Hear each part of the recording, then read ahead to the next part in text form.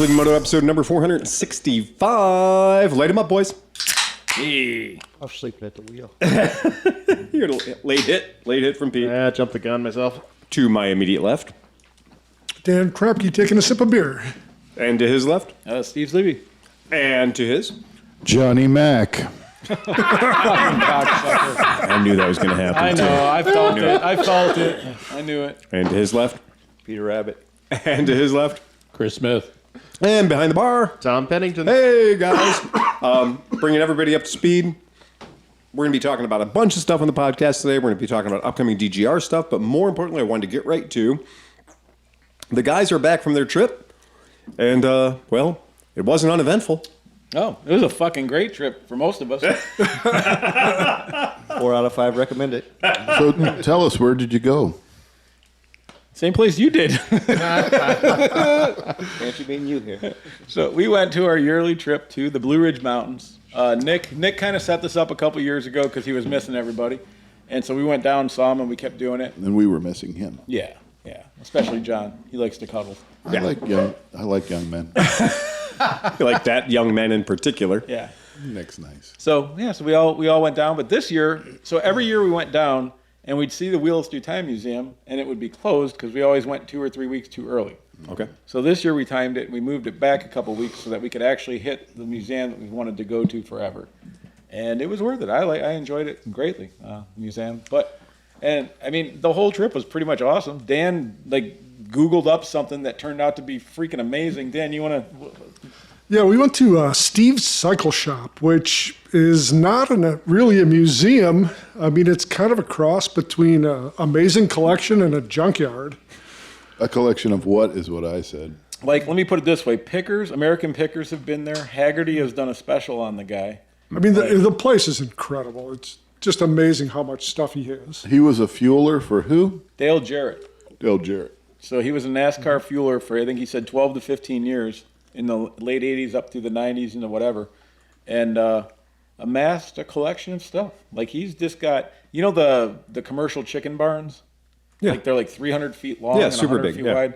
Basically, he's got a couple of those filled to the brim. He's got With what, though? Why don't you tell our With listeners what they're filled with?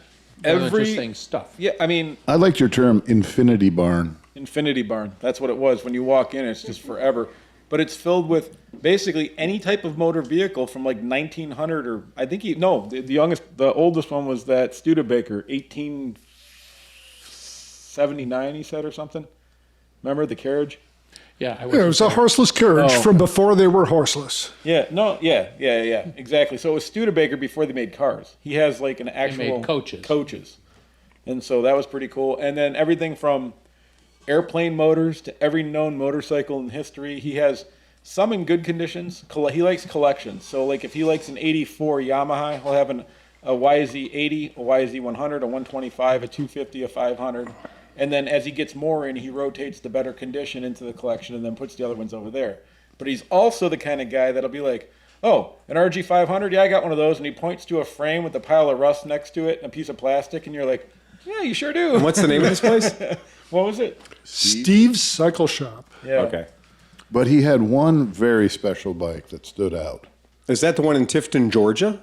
No. No. No, Okay. All right. North Carolina. Yeah. Yeah. Okay. Maggie Valley, directly in. Oh, it is Maggie Valley. Yeah. Okay. It was a super rare bike with 1 mile on it. Can you tell us what? The Suzuki Savage.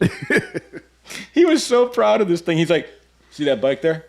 And he debadged it. So it's just this red kind of sparkly, cheesy, it's almost Chinesium, but still not. And you're like, that's a Savage. And I didn't say it out loud. I go, yep. And he goes, it's got 1 mile on it. Really? And he was proud as He's fuck. so proud. He's got all this other cool shit, Right. stuff that was way cooler than that. He's got a Vincent Black Lightning. He's got all this other stuff, but he was fucking proud of that 1 mile. Wow. But seriously, I'm not making fun of the guy. We had a blast, man. And it was really cool because when we first got there, I was just kind of in the back, and I filmed it all. I'm going to do I got a documentary coming out of this trip, man. It was really good. But so the guy kind of was like, yeah, I got some stuff. He was kind of closed a little bit. And then when everybody walked into the one room where he had his selection of nice Triumphs and stuff, Dan asked a really good question, and then Matt that was with us asked a question, and John said something that kind of oh, you weren't? Who was with us? Oh, Nick. Nick said something, and so like as more and more information to him let him know that we were actually people that were interested in this kind of shit and not just weird, stopping. Then he'd be like, oh, well, if you like that, let me show you this. And then, so every time the let me show you this happened, it was like a cooler barn of stuff. Oh, okay. You know, and then after then, so then I thought we were done. Like we had toured 7 buildings or something at that point. Mm-hmm. And then he really deemed, and so I got a microphone out and I put it on him and I started interviewing him, right? So then he was like, you know what? You guys got to come across the street with me. And that's when we got to see the Infinity Barn. And the Infinity Barn is fucking ridiculous, man. But he, very much like Jerry Clarkson on Clarkson's Farm, also has a Lambo. Yeah. Oh, he does. Lambo tractor? Only one in the U.S. Bulldozer. Proud of it. Oh, my. But the story is why he said he bought it. So he said that in the 80s, when Miami Vice was kicking, some drug dealer down in Florida had the fastest Lamborghini. And then he found out that there was the slowest Lamborghini, but he had no idea what it was. So he said, buy the slowest Lamborghini and bring it to me. And it was the tractor. And so he had it for a year. It was kind of a joke in his garage. And then he did something, and then he ended up picking it up for a few $1,000 a few years later. Okay. And he said the thing is unstoppable. He'll leave it sit there for fucking 10 years, hook a battery up to it. It starts right up and ready to go. So, but it was really cool. I mean, did not expect that. And it was really cool. I think it's funny that there is no web presence for this place. No. No. When we pulled up, It's in Google Maps. It isn't. That was what I was going to say. The only way that you can be aware that this exists on the internet is if you are using Google Maps. And then there are quite a few photos that do manifest themselves on Google Maps of this place. But it sounds like for the amount of real estate that this place takes up on planet Earth, it would take somebody an hour to do a website for it. oh, dude, Yeah. that thing, see that picture? There's 175 motorcycles in that one loft, in the one fucking thing, and those were the nice ones. He's got all the collections and stuff up there. In that same building, what was the car? It was somebody famous. Not Elvis or something. But it was a big time, Elizabeth Taylor or some shit like that. He had her Bugatti or something, her 1964 Bugatti or whatever. And then he would be like, oh, and behind that, yeah, there's a GT500 over there. And you're looking, you're like, holy shit, yeah, it really is. And he'd have one-off of some weird convertible that wasn't ever made, but he had just all kinds of shit, man. But that was in the good barns. And then he has all the he's one of those guys that expected to do about 500 projects. Or maybe, but then he ended up with 10,000 he has 10,000. It looks like he just bought shit in bulk sometimes and just pulled it in. What I think is crazy is I'm going through these photos and there are cutaways. Yeah. So there are motorcycle training cutaways of Triumph, 650 twins. That's priceless, right? And then there's also just randomly scattered Bentleys. Yeah. Oh, yeah. That was his Bentley. He was put. And so the Savage was in front of that. If you could do a 360, that's where the Savage lived. Pride of place, as they say, right? Yeah. He did seem to concentrate on certain things. He had a lot of MGs, Jaguars, and he told me he had over 200 Triumphs. You know what? And somewhere there's a wife and children who have not lived the best life they could have lived because this guy's necessity of bringing home broken cars with no windshields. But then talking to him, so this is interesting, and it's interesting to see the different stages of this kind of a situation happen. And so he's in the stage now where he has realized that he is not 30. Right. And so when we were talking to him, he's like, I'm really going to have to start selling some stuff. He goes, I'm starting to pick out the things I actually want to rehab. And then I want to start dumping. It's like, man, dude, I don't even know how you would start. You'd have to hire a team of people if you wanted to.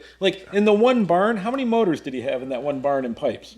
Who knows? He had probably 27,000 fucking motorcycle engines in pipes. Yeah. He had every two-stroke pipe that nobody can find at Mid-Ohio hanging on a fucking rack. Every gas tank, mint, hanging dry in a barn. Every 70s and 80s metal tank dirt bike, just rows of them just laying there everywhere. It was insane. Did he have James Mansfield's car? Was that it? Was it seriously? I can't remember. But was that it? Probably. Oh, it might have been. I don't know. I can't remember. I'm just of that point where I'm 55 years old, and I said, okay, I went through my warehouse, I went through my garage, and said, if if I do one project per year, I'll only have to live to be 103. Right. Now, the odds of that happening are almost zero, right? So I have to reduce the number of projects, right? Dramatically. So I've decided on a number, and the number that I want to have is 0. So I just want to be fucking done. I'm done at 55 years old. I just want to be done with projects. That was Bill Murar. He collected Allstates for years, had 100 of them. Yeah, I'm responsible for about 15 of those. I'm going to work on them whenever I retire. And the second he retired, he said, fuck it. this. Fuck it. And he sold them off in 10s and 20s. Oh, I started my BMW the other day. I was like, well, I'll finally get it done. I'll get the brakes done. Great. I'll get it titled. You know, everything plate on it. I'll ride. Just because I don't have a motorcycle running right now. So I got it running, hooked it up to the car, started right up. Like I just left it. Yeah, clutch is blown out. Yeah. It's like I'm done. Oh yeah, because you got to split that thing in half. Right? Well, it's the hydraulics are bad. I knew they were going bad, but the problem is I got there and there's a puddle of hydraulic fluid underneath, and I'm like, I'm kind of over this. Part it up. And I started looking at That's the dude. is the NC 700? The new one. Yeah. I started looking at that, going, that's not that much. That's not that much a month. But that's the guy. That's him. It really is. I mean, not for nothing, but this is this kind of mental illness that affects a lot of us where we're like, oh, well, man, I would be happy if I just had that one bike. Yep. Like, that's a bike I've lusted after since I was 14 years old. And boy, if I had that bike, I could achieve happiness. He had what most of us had, but way worse, because he said it about 110 times while we were walking around. I grew up poor. So when I got the ability to get some things that I wanted, I got what I wanted. He Yeah, kept saying but like it all the time. Well, how many things did he point to and go, I bought that when I was 12? Yep. Yeah, Oh, okay. All right. yeah, he All had right. some shit that he's never left. But here's the thing. So this gets really awesome, and this is not dissing the dude. So if the Right. dude ever hears this, I love the guy. Yeah, and this no, was my it's favorite. fine. No, and my he treated favorite- us really, really good. Right. really well. So like in no way am I making fun of this guy or anything. However. But he ended. No, it's not a however. But he ended it. So he got comfortable enough with us that he ended it with, yeah. One day I looked up and he goes, there's this giant, I don't know, box with things, and it just hovered there. And so I don't know what it was. And so he just kept going on about this thing that was hovering over him. And so we're like, well. I'm like, well, was it like a drone? He's like, it might have been. So then I start, okay, well, you know what? Like, I do this. So it might have been this or that. He goes, well, are those things like about 500 feet long? Because this thing was about 500 feet long. And I'm like, oh, no. It wasn't that. No. No. And so he goes, I hope you don't think I'm crazy. I'm like, no, I love this. Let's go deeper. Right. Let's go deeper into this. Right. Yeah. It was awesome. That guy, he's an awesome guy, man. Yeah, Really that's- good. And Dan just Googled the shit. Like, what are we doing today? And next thing you know, we have the greatest adventure ever. Yeah. Oh my God, man. Some aliens were blowing by, and they're like, dude, I heard this guy's got this really cool That's collection. exactly what it is. Right. Yeah. The next universe over. No, we haven't figured out how to He probably contact has yet. the part that they need, and he has no idea he has it. Some relic car got sucked through a wormhole, and they're like, how the fuck are we going to get this thing running? We have to go back and get... I picked this Go to one up Steve's. right next to Yep. Area 51. I picked this up off the ground. It was at a yard sale, and it's heading in the back barn. Yeah. I have a collector that I deal with, and this particular collector is in Germany, and he's a man of means. He could collect a great number of things should he choose to, but his particular deviant, like his particular, are all-state motor scooters. All-state, not Vespas. No. All-states. Now, we all know that Allstate was just how Sears decided to beat Vespa to the importation of Vespas into America, because Lambrettas were imported to the United States and Incenti was imported to the United States. But Vespa didn't get imported to the United States until like 63. Okay? Prior to that, all of those Vespas from the 50s and the early 60s, every single one of those was bought through Sears. And it was a down market model that somebody at Sears in Chicago called somebody in Italy and said, hey, we need 5,000 bikes. I want your worst bikes. I don't want speedometers. I don't want front suspension. I want the cheapest way you can build me last year's bike, but I'm buying 5,000 of them. Yeah. And we're going to put a badge on. You're going to put a badge on that says Allstate. And sometimes you're going to put the badge pointing the right way. And sometimes you're going to put the badge pointing the wrong way. And I promise you, there are badges on Vespas where the Allstate Super Cruiser badge points at your left knee. Yeah. And that was... They can verify it's the original, like, riveting and stuff? Oh, yeah. I've owned several of them, right? And the Super Cruiser thing, and it was just like this very funny thing, but it was purely American marketing. So do you know what people in Germany want more Oh, those. than the stuff they can get that came from their continent? They want shit that was in American barns. So there's nothing great about these bikes. There's nothing about them that makes them better. In fact, they're worse in many, many ways. Right. But when you talked about a 500-foot-long ship hovering over his property, that is from an extreme collector in a parallel universe. Yeah. That and in their universe, the Suzuki Savage is the most valuable motorcycle in the world. Yeah. And they've heard there's one with 1 mile on it. That's it.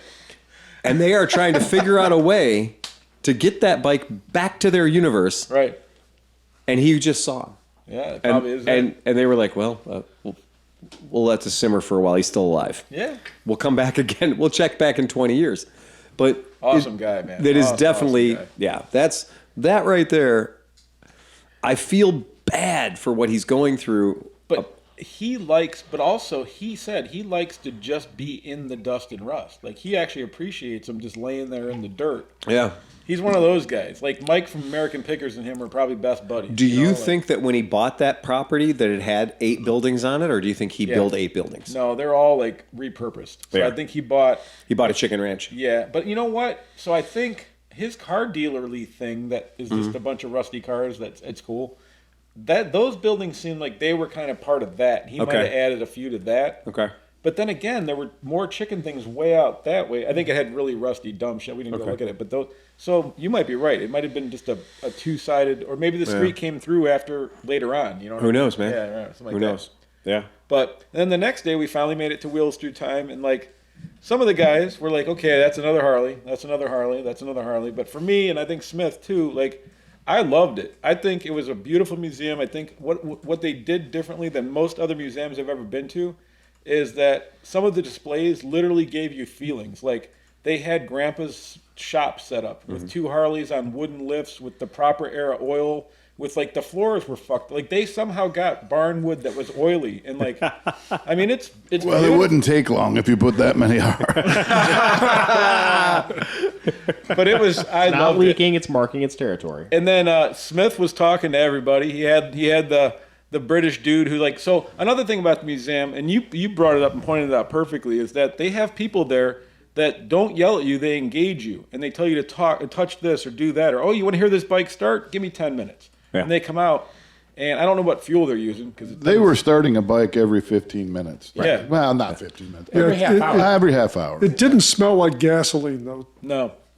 But that was smart because when they started a bike, a lot of the people would crowd around the bike to listen and watch and see what's going on. So again, to Steve's point, these docents that are walking around are engaging the people, and they're free to talk to anyone, and they will ask you, "How are you enjoying your tour? Is there anything you'd like to see? What questions can I answer?" So.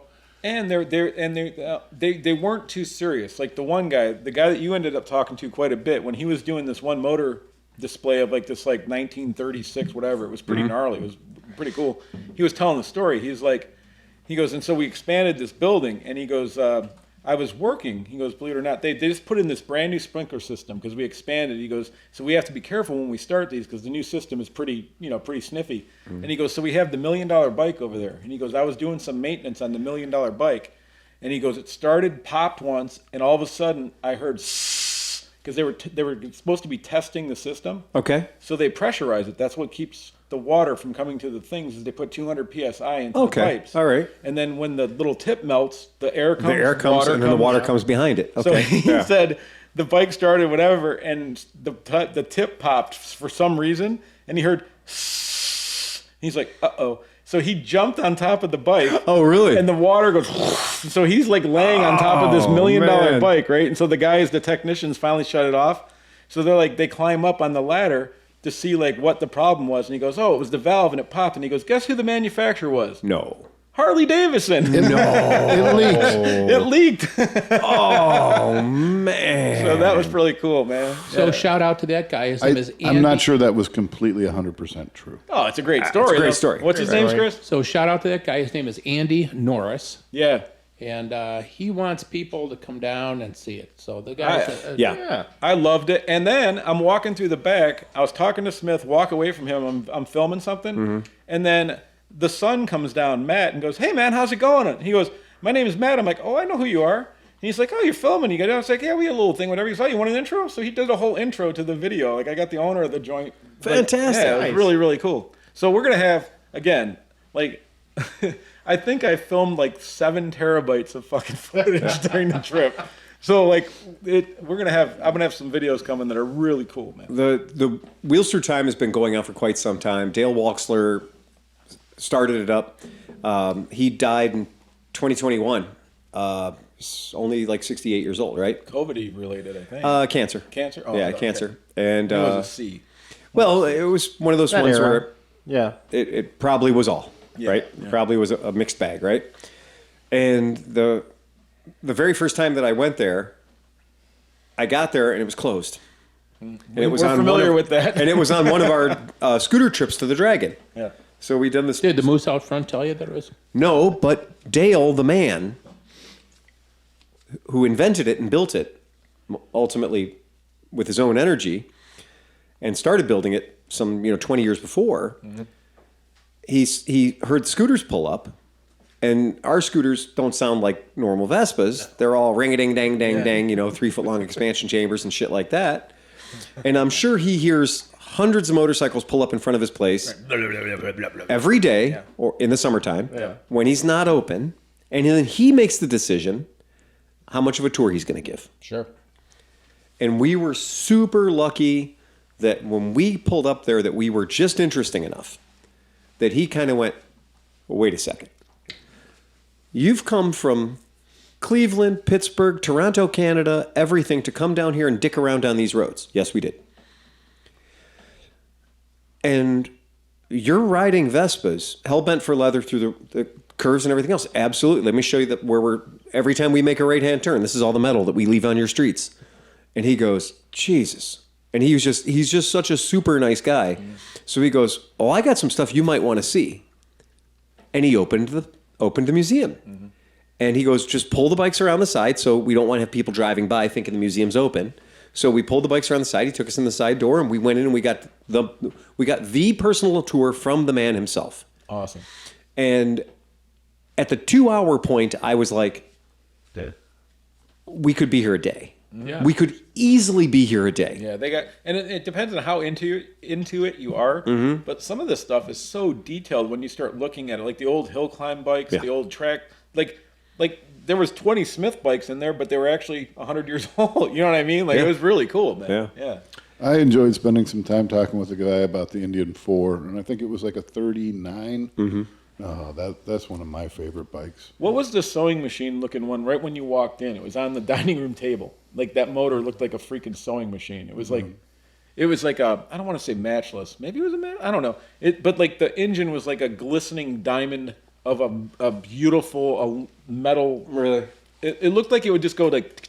Well, they had an Ace, what would be an Ace Henderson 4. Ace Henderson 4. Yeah. Yeah, there are that no thing- foreign-made bikes in Wheels Through Time. Bespoke racing motorcycle. Built to just do one thing. I didn't see it Cleveland anywhere. They're harder to spot than you'd think, right? Because we've kind of grown up being that, oh, they're around, but they didn't. A lot of them didn't make it out of here, right? So Just to interrupt. So one thing I did go out to their gift shop area and I said, hey, do you guys have a coffee table book of all your motorcycles? That'd be kind of cool. No. I said, Yeah, because you might want to throw something like that together because I don't care if it's $50 or $75. I think you'd sell a shitload of that stuff. absolutely. And then when he said that, I was like, holy shit. Like, that was a great... Because you could buy it and walk around the museum, and then when you see a bike, you flip it open, and you get the whole fucking history right there. Take your time. You gave him a free one, dude. That was a really good idea. And that would be a great idea. Great idea. And then I think one of my favorite things was in the back, there was a period when Harley was just trying to throw their motors at anything. And so they have all that shit. There's like a rototiller, cement driving thing, like Yep. that moves a bucket of cement, like all this different shit. Yeah, they made like water pumps and stuff. yeah, Cool. Yeah, it was really well cool, pumps. man. That is great. Yeah, they had throw-off motors for Yeah. the farm and stuff like that. Yeah, it was A lot really of cool. cultural stuff. Yeah, if you haven't done it, go to Dale's channel. So, go to Dale's channel. They've moved a ton of that shit over to YouTube. There's a lot to see there. There's a lot. And what's nice is the experience that you guys have had where you're kind of roaming through and about every 20 minutes or so a motorcycle lights up and everybody, kind of runs over. All that stuff, like, that's part of that experience. That's the it's so- design experience. You know what? And you know what made me sad is that our one, the Crawford here, and our dude that was there for a while. Yes, I think Bradley. Bradley, he had some good ideas. They could be doing things like Yeah, I think, and I think that Bradley really did want to do that. I mean, think that was he a re- big part. right. Bringing out the old 1910 Bentley racing car and firing that up so that we could see it living and breathing and throwing smoke and fire. That lights people right up. Right. You're going to get some members that So day. it's so sad to see it just sit there being stuffy when I know something like this exists. And I felt like, not only did I feel engaged, but I had feels. And some of the things, you're sitting there, I'm like, I feel like I'm in my grandfather's old shop. And it Yeah. really made you feel like, I don't know, like I felt like I was 20 or younger. I really like too how these weren't all restorations. Some of them were just old school, patina. Just this is the bike. It's original paint. It's everything original. It still runs. Yeah, it's one of those things. It's definitely worth a pilgrimage. Yeah. I'm just finally glad we made it. We had gone so many times to pull up in that stupid parking lot because nobody thought to check the website to see what time it actually opened. I liked the pair of prosthetic arms. Yeah. And I'd forget it was from the guy's Hooky. name was Hooks. Oh, hooks. Yeah, and it was the guy's. So obviously he passed away, and somebody donated his arms to the museum. But not only his arms, they donated the handlebars and his vest. Yeah. So right next to each other was the thing, and then his handlebars had like the receptacles to his hooks, so he could ride the fucking bike. Wow. Oh, that's great. Hooks was hardcore. That is very hardcore. Yep. Yeah, I absolutely love that stuff. So- It's the best thing ever. Yeah. So then the next day, in between all this, we were riding the Parkway when we Yep. first got there. We also did some hot laps on 215. Yeah, the Steve at that's Steve how- Cycle, he's like, there's 3 roads you got to ride: the Dragon, the Rattler, and 215. Right. And we did. We didn't do the dragon. No, but No. have. Fuck the dragon. Yeah. Dude, 215 on the day Well, that they were actually paving, so you guys couldn't have done it anyway. Well, Matt said he rode it on the way in. I was gonna say the thing I got really recently was they were paving at the exact same time you guys were Yeah, supposed to well, be there. So But when we got there, we did 215, and I don't think we passed an car. There was never a situation where you were stuck behind a car. No, nice. no. So Nick found one. well, that's Yeah, the thing. So coming now, the other way. now we're getting toward the end of the week when everybody's there and we're doing stuff. Matt had to fuck off because he had some. Well, he just had confusion, so he fucked off back home. So it left us there. So we went. We were doing the routes and stuff, and I think Nick was starting to get used to his rental bike a little bit. We rode up to Hot Springs, hit Big Pillow Brewing. Yeah, and a couple of guys had a pop or two, and then we, mellowed, but like maybe a pop or two over 4 or 5 hours. So that whatever. Well, we leave, and we're going up the Rattler. And the Rattler is what is it, John? Coming back. Well, no. Yeah, 219. Yeah, that was so we went up the Rattler. That's Right. North Carolina 209. That's 290 curves and 24 miles. right. But then we were coming back, We were on our way back on the return trip. and on the way back, me and this kid Nathan, who also has an Africa twin, decided that we wanted to spice things up a little bit. So we told the guys we're going to There was a hot group, and then there was a slow group. Yep. So me and Nathan were kind of banging down, doing pretty well. And I saw Nick's lights behind me a little bit, but he was dropping back. I think he might have been like laying off a little bit. He said he laid off at one point. And then, me and Nathan started to hammer pretty hard. He started taking more risks than I was willing to take. So he kind of just pulled ahead of me, and I kind of slowed down at that point. I was kind of waiting for the group. Yeah. And I'm waiting for the group. So I come around the bend, and there's a bike sitting in the middle of the road. And Nick's standing there talking to a guy in a white pick-em-up truck. Never a good thing. Yeah. So I stopped and I, helped him out a little bit, talked with him, see if he's all right. Seemed okay. Checked on the other guy, checked on the bike. I'm like, this bike's not moving. It's not rideable. Front wheel broken, twisted up front end. Mm-hmm.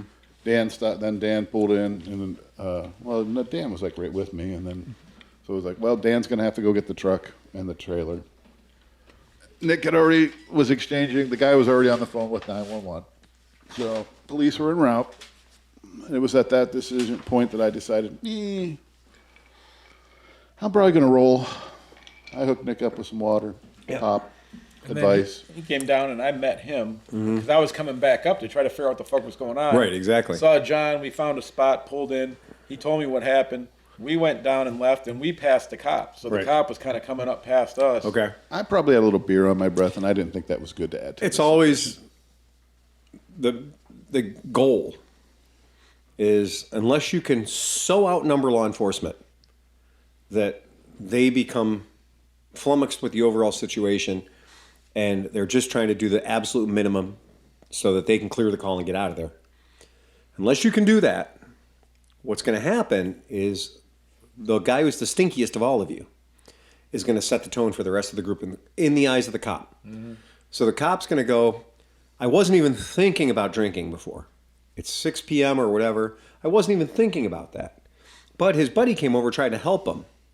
And his buddy smells like a refinery. So now I got to say, okay, this group's been drinking.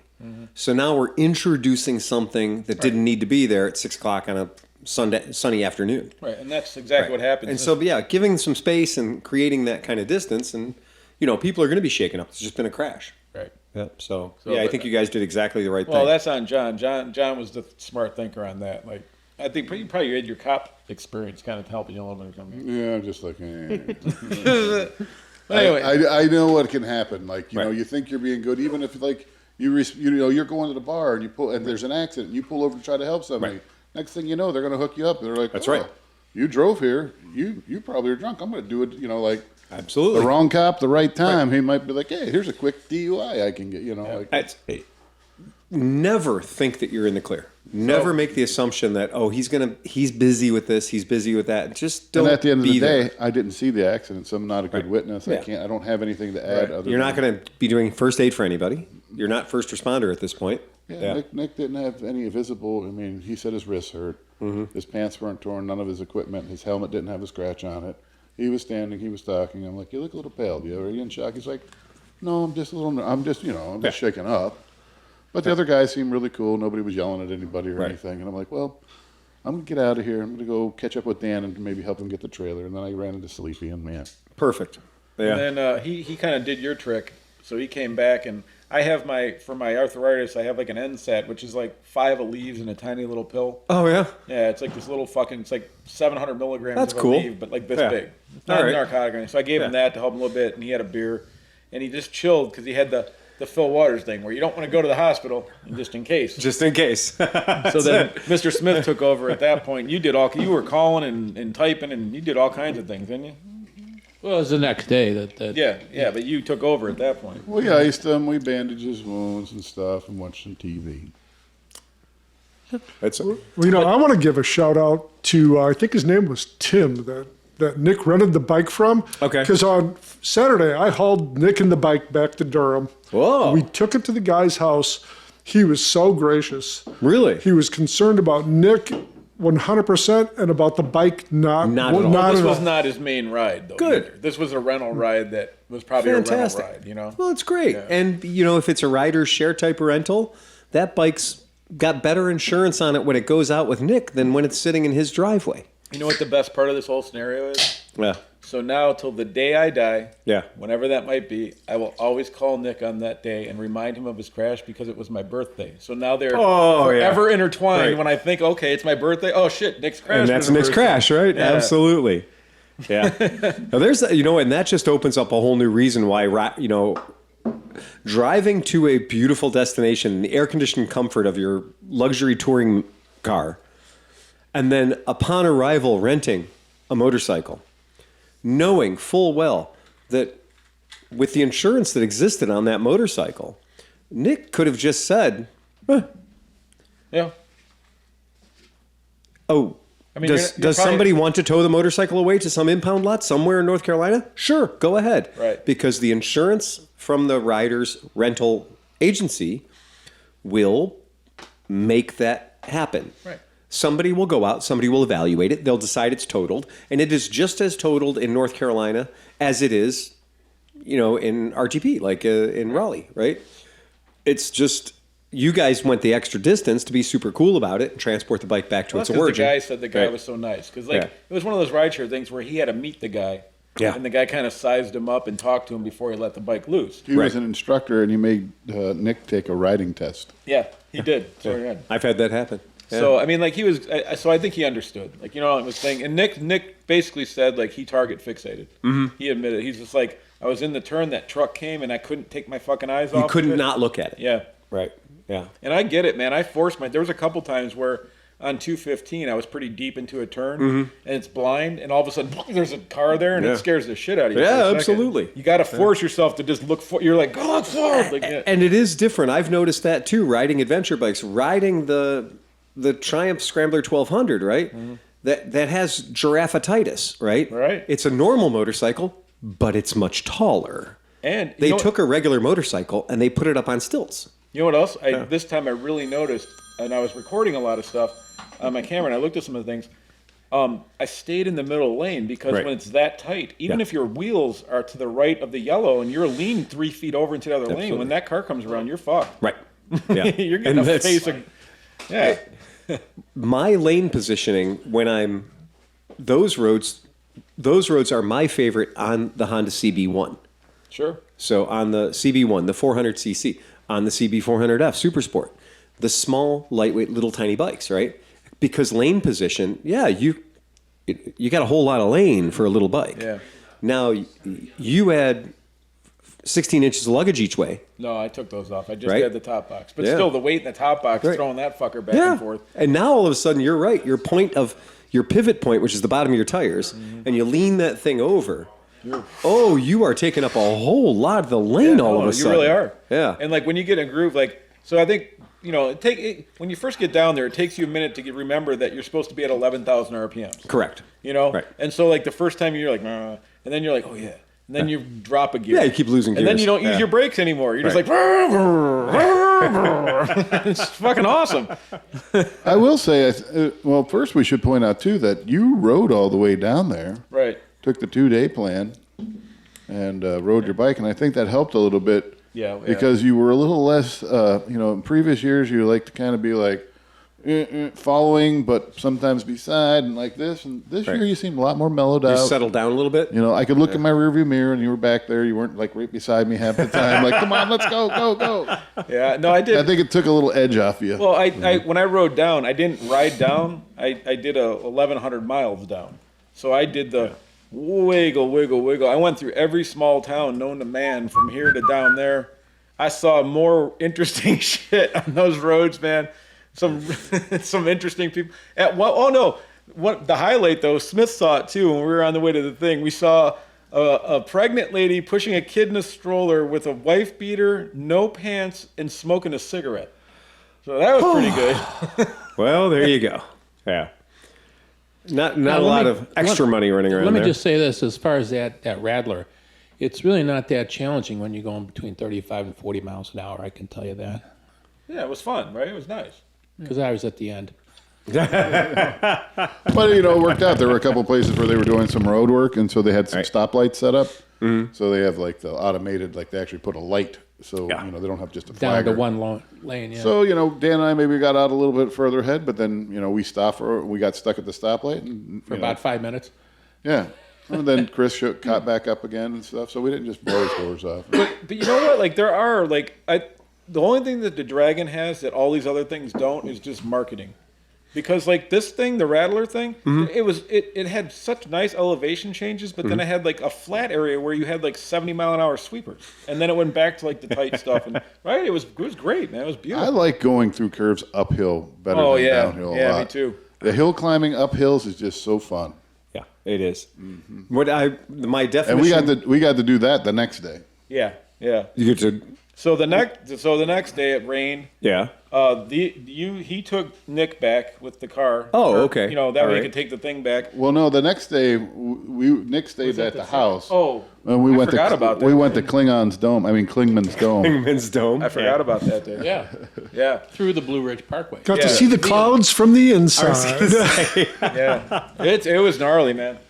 It was It was really bad. But then the next day, it was so fucking. It was And so some cloudy. people made it all the way up to the observation. Oh, actually, just me made it up to the observation. Wait, this is a great We story. waited the 45 minutes while you did it, too. Hold on. That's all it took? Hold on. This is the greatest fucking story. Not the greatest. So me and Smith are talking. Way to undersell it. Me and Smith are talking, and we're like, blah, blah, blah. And he's like, hey, I would like to see the gift shop. I was like, yeah, I want to get a sticker. This is kind of cool for my top box. Right. So Nathan, who fucked off earlier, was already there for like an hour. So Nathan's okay. like, oh, you guys are looking for the gift shop? Well, John moseys over, and he must have heard Nathan go, it's right up over there. I heard you guys saying, oh, well, yeah, we can go up there. Yeah, or something like that. And so we're like, okay, so me and Smith walked the 300 feet. Well, I wouldn't have even whatever. thought. I mean, like, you could see the gift shop. I Right, didn't think you right. were talking about how long it would take to get to the gift shop. It's right there. Well, no, I didn't know it was it doesn't have a sign on it. It was just a building. I didn't know if that was it or not. So anyway, so me and Smith go to the gift shop. Smith scores the greatest grandfather present for a kid ever in the history of fucking grandfathers. Little Ranger vest. A little Ranger vest. Oh, that's cool. But it's like quality. It's not even a costume. It's like an actual like Ranger vest that happens to be size pipsqueak. Like, and that was it. So we come back and we're like, where'd John go? He's like, oh, he went to meet you. And we're like, oh, okay, so he'll be back in like 5 minutes. Right. So we're hanging out, and 10 minutes goes by, and then 20, and then 30, and I'm like, did he go to the top? Did he not know that we were at the store? And he was like, oh, I don't know. Well, I tried to go with him, but I don't think I even made it halfway. Oh, so then he comes back and he goes, oh yeah, John walked to the top, and I was like, why? He goes, he thought you guys were there. We heard you talking about it. Nice. Why don't you guys just ride up there? You I can't. wish. It's I thought about that the whole way up that it's a hoof. motherfucker. It is a fucking hoof. Yeah. Yeah, you don't get that option. In full fucking riding gear, too, with rain jacket and everything. I'm like, You want to Yeah. ask? You just send it, man. You just send Yeah. it. What are they going to do?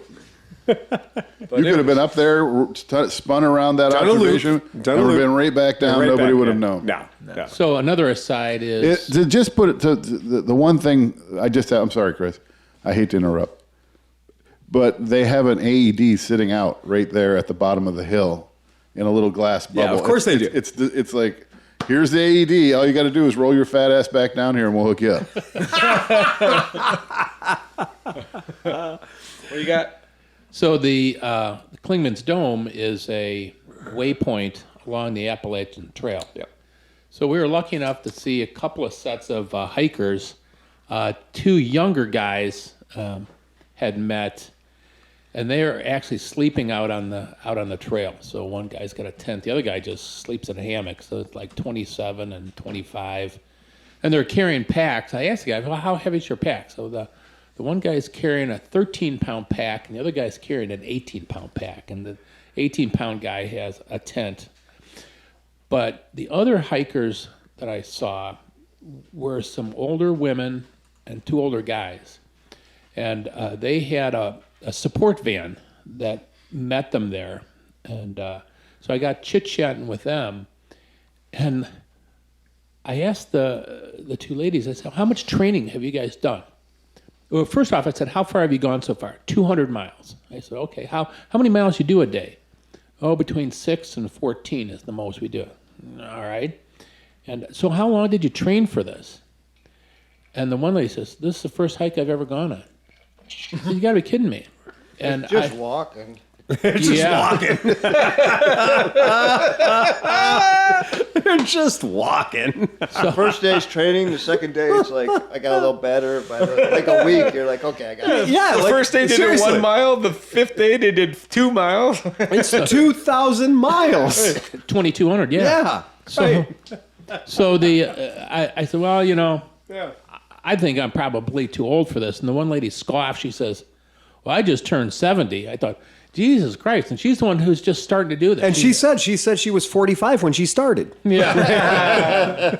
So anyhow, that group, the wife follows them around to these waypoints, throws them in this van, takes them down the hill. They stay in a hotel. They get showered up and stuff like that. They get a meal. She brings them back to the waypoint, and then they go off the next day to the next spot. So to me, that was kind of interesting. And I was carrying that beef jerky around. Those two first guys. I said, where do you guys get your food? And I said, well, people hand stuff out to us. And I said, well, you guys like beef jerky? Oh, yeah. I said, here you go.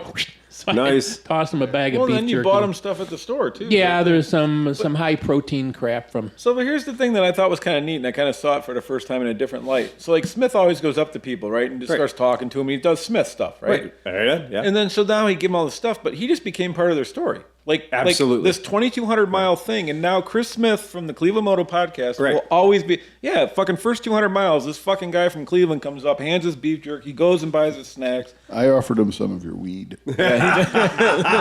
Which they did grin at that. Yeah. Nobody else. They didn't say anything. I'm honestly shocked that they weren't like, well, Well, they had pink I hair. did say it was a like 14-pound pack. Yeah. Which means I don't have an extra quart or pound of weed on me. No, right? these guys Yeah. were not Eagle Scouts. No. They were like punk rockers Right. hiking the trail. Yep. So that was awesome. They said were it takes between 5 and 7 months if you just I don't go think they for had it. anywhere to be. That's the part. It's like, I don't know about you, but my boss will not give me 5 to 7 months off to go walk. And it's just walking. Right. They're on their second or third gap year. But on the other hand, if you're doing 6 months to do this, and this is April, beginning of May, that's November Right. in friggin' Maine. Right. So guess what? Well, you got to be going the other way.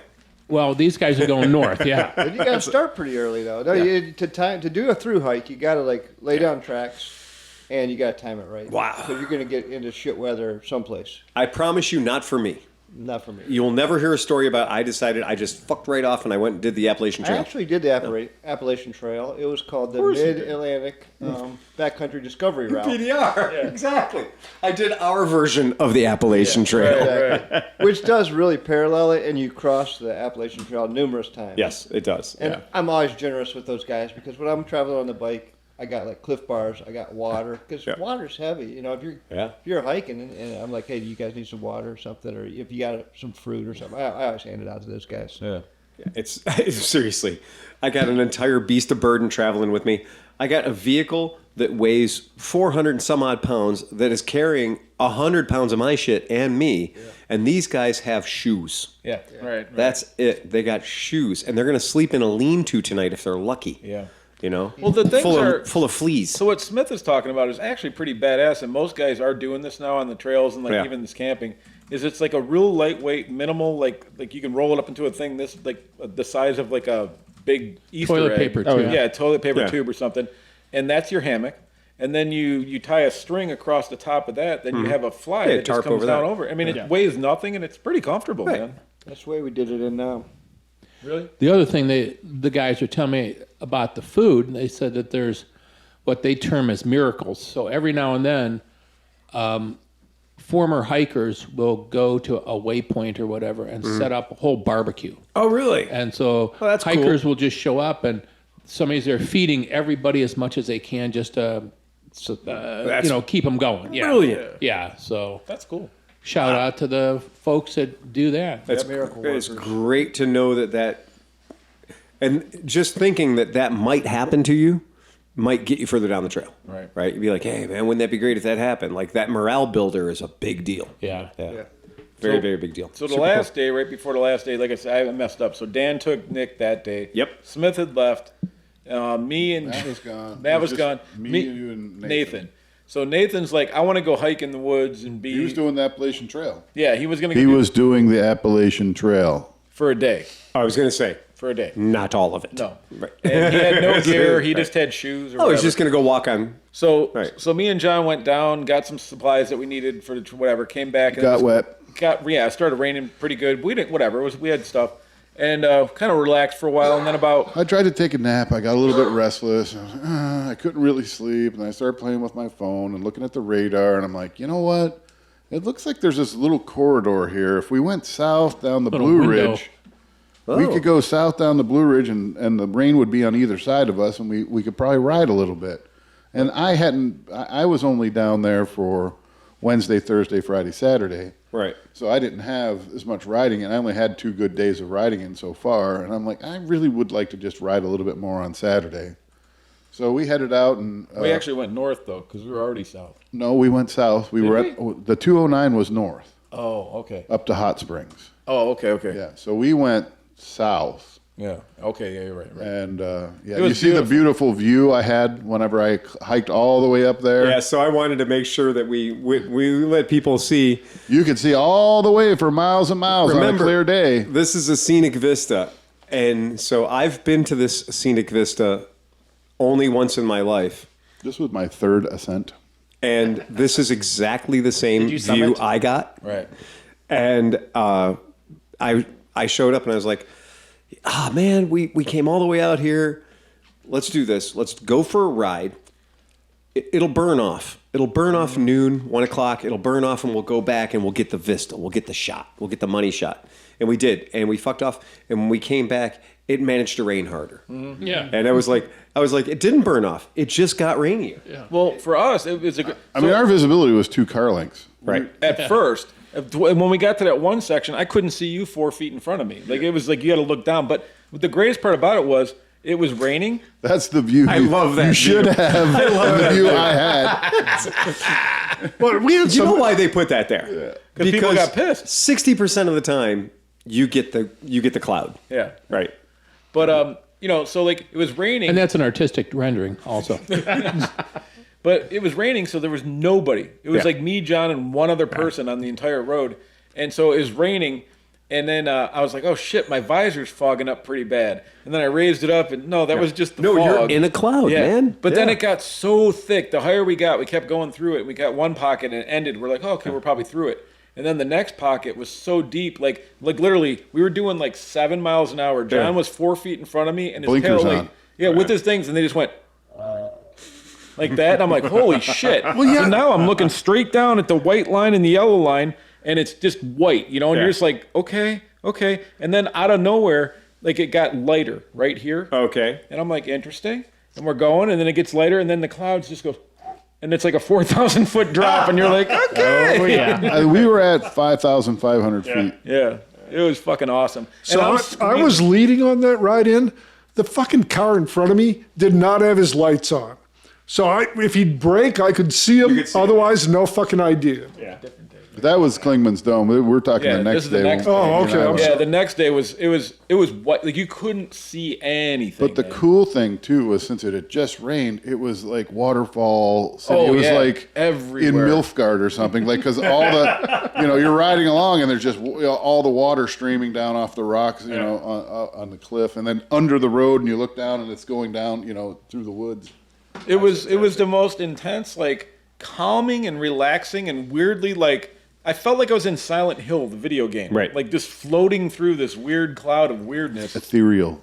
And I had my jams with my fucking in-ear monitors, so I'm fucking wailing like this reggae floaty shit fucking in the clouds. That it's bike so there fucking is good. it's a sidecar hack. It has a seat and an elbow pad over on the other side. I see that. And it is just no suspension in the rear at all. It was a hardtail. Oh, interesting. I'm like, ugh. But didn't it the have back like a- tire was a tractor ag tire. Yeah. It's pretty yeah, cool. There's another picture if you flip around. There's the other side of it, But there's a lot of interesting things going on. It had a clipboard on there. which I asked him about that. That was for overlanding, for overland right racing. direction. Yeah. Okay. Okay. Yeah. Oh man. Yeah, that's Yeah, there's some dangerous shit in that. Like guys did some dangerous shit back in the Oh day. yes, of course. They're like their open primaries or meat grinders. look at the like back tire on that. chainsawings. Yeah. Yeah, it's that. I mean, that looks like the most angry Sportster I've ever seen. I'll bet that tire was off an Alan Bradley or I think something. you're right. I think that is purely Two-wheel farm tractor. Yeah, that is purely farm tractor. Yep, and I like how they did because that particular model of Harley Davidson did come from the factory with perfectly good rear suspension, and somebody took it off Yeah. to make it hook up better. So yeah, let's get rid of that suspension. And then I was like, is it a hill climber? A sidecar hill climber? Maybe. I don't know. You got me, buddy. I do not know, but Well, why would you need the clipboard? I think it was for racing. I think it's Yeah, because think about it. I bet you intentional. that's Yeah. it. Because like the way the seat is there. Yeah. If you were just doing like a long straightaway, he could probably sit like a normal motorcycle next to the dude and just relax. It was a motorcycle seat. Yeah. Oh, it really is. And they didn't steal anything but the Harley Davidson parts catalog because there's 3 Harley Davidson seats on that motorcycle. Yeah. Yeah. Or if you count the. Well, yeah. I mean, that's just, that's fantastic. And the WLA right there making me think of me being sad that I ever sold mine. So it's a fantastic opportunity to go down there and have just different motorcycle cool shit happening in every direction from your Airbnb. Yeah, it was just fun. It was just great. I was a little bit sketchy coming back down the hill, though. I didn't want to take the turns at all. I'm like Yeah, you were. I'm like 15 miles an hour. I'm like, Yeah, he was. Well, it was like melty blacktoppy, and I was like, I am not. But I dumping got this fucking concerned thing. because when we were going down and he was going that slow, A couple cars were whipping around the other way at about 45 miles really? an hour. So I was like, dude, if somebody comes behind us, we're Yeah. gonna get fucking We're gonna murdered. get- man. Well, I much rather have you get ass ended than have me lay it down. That is the last. Those pictures were of the last souvenir shop left in Cherokee. Oh, really? So Cherokee, you know, it's an Indian reservation, Right. And if anybody had been there in the olden days, I remember it. Like it was just souvenir shop after souvenir, Purely you know, souvenir shops. Oh, and Yep. this place is the one last place is still open. They're still selling moccasins. And, Yeah. Cherokee was literally just a street of Yeah. moccasins. Yeah, you want to buy a teepee And you the wanna buy little a popcorn. plastic Native American dolls. Do you have the picture of Nick?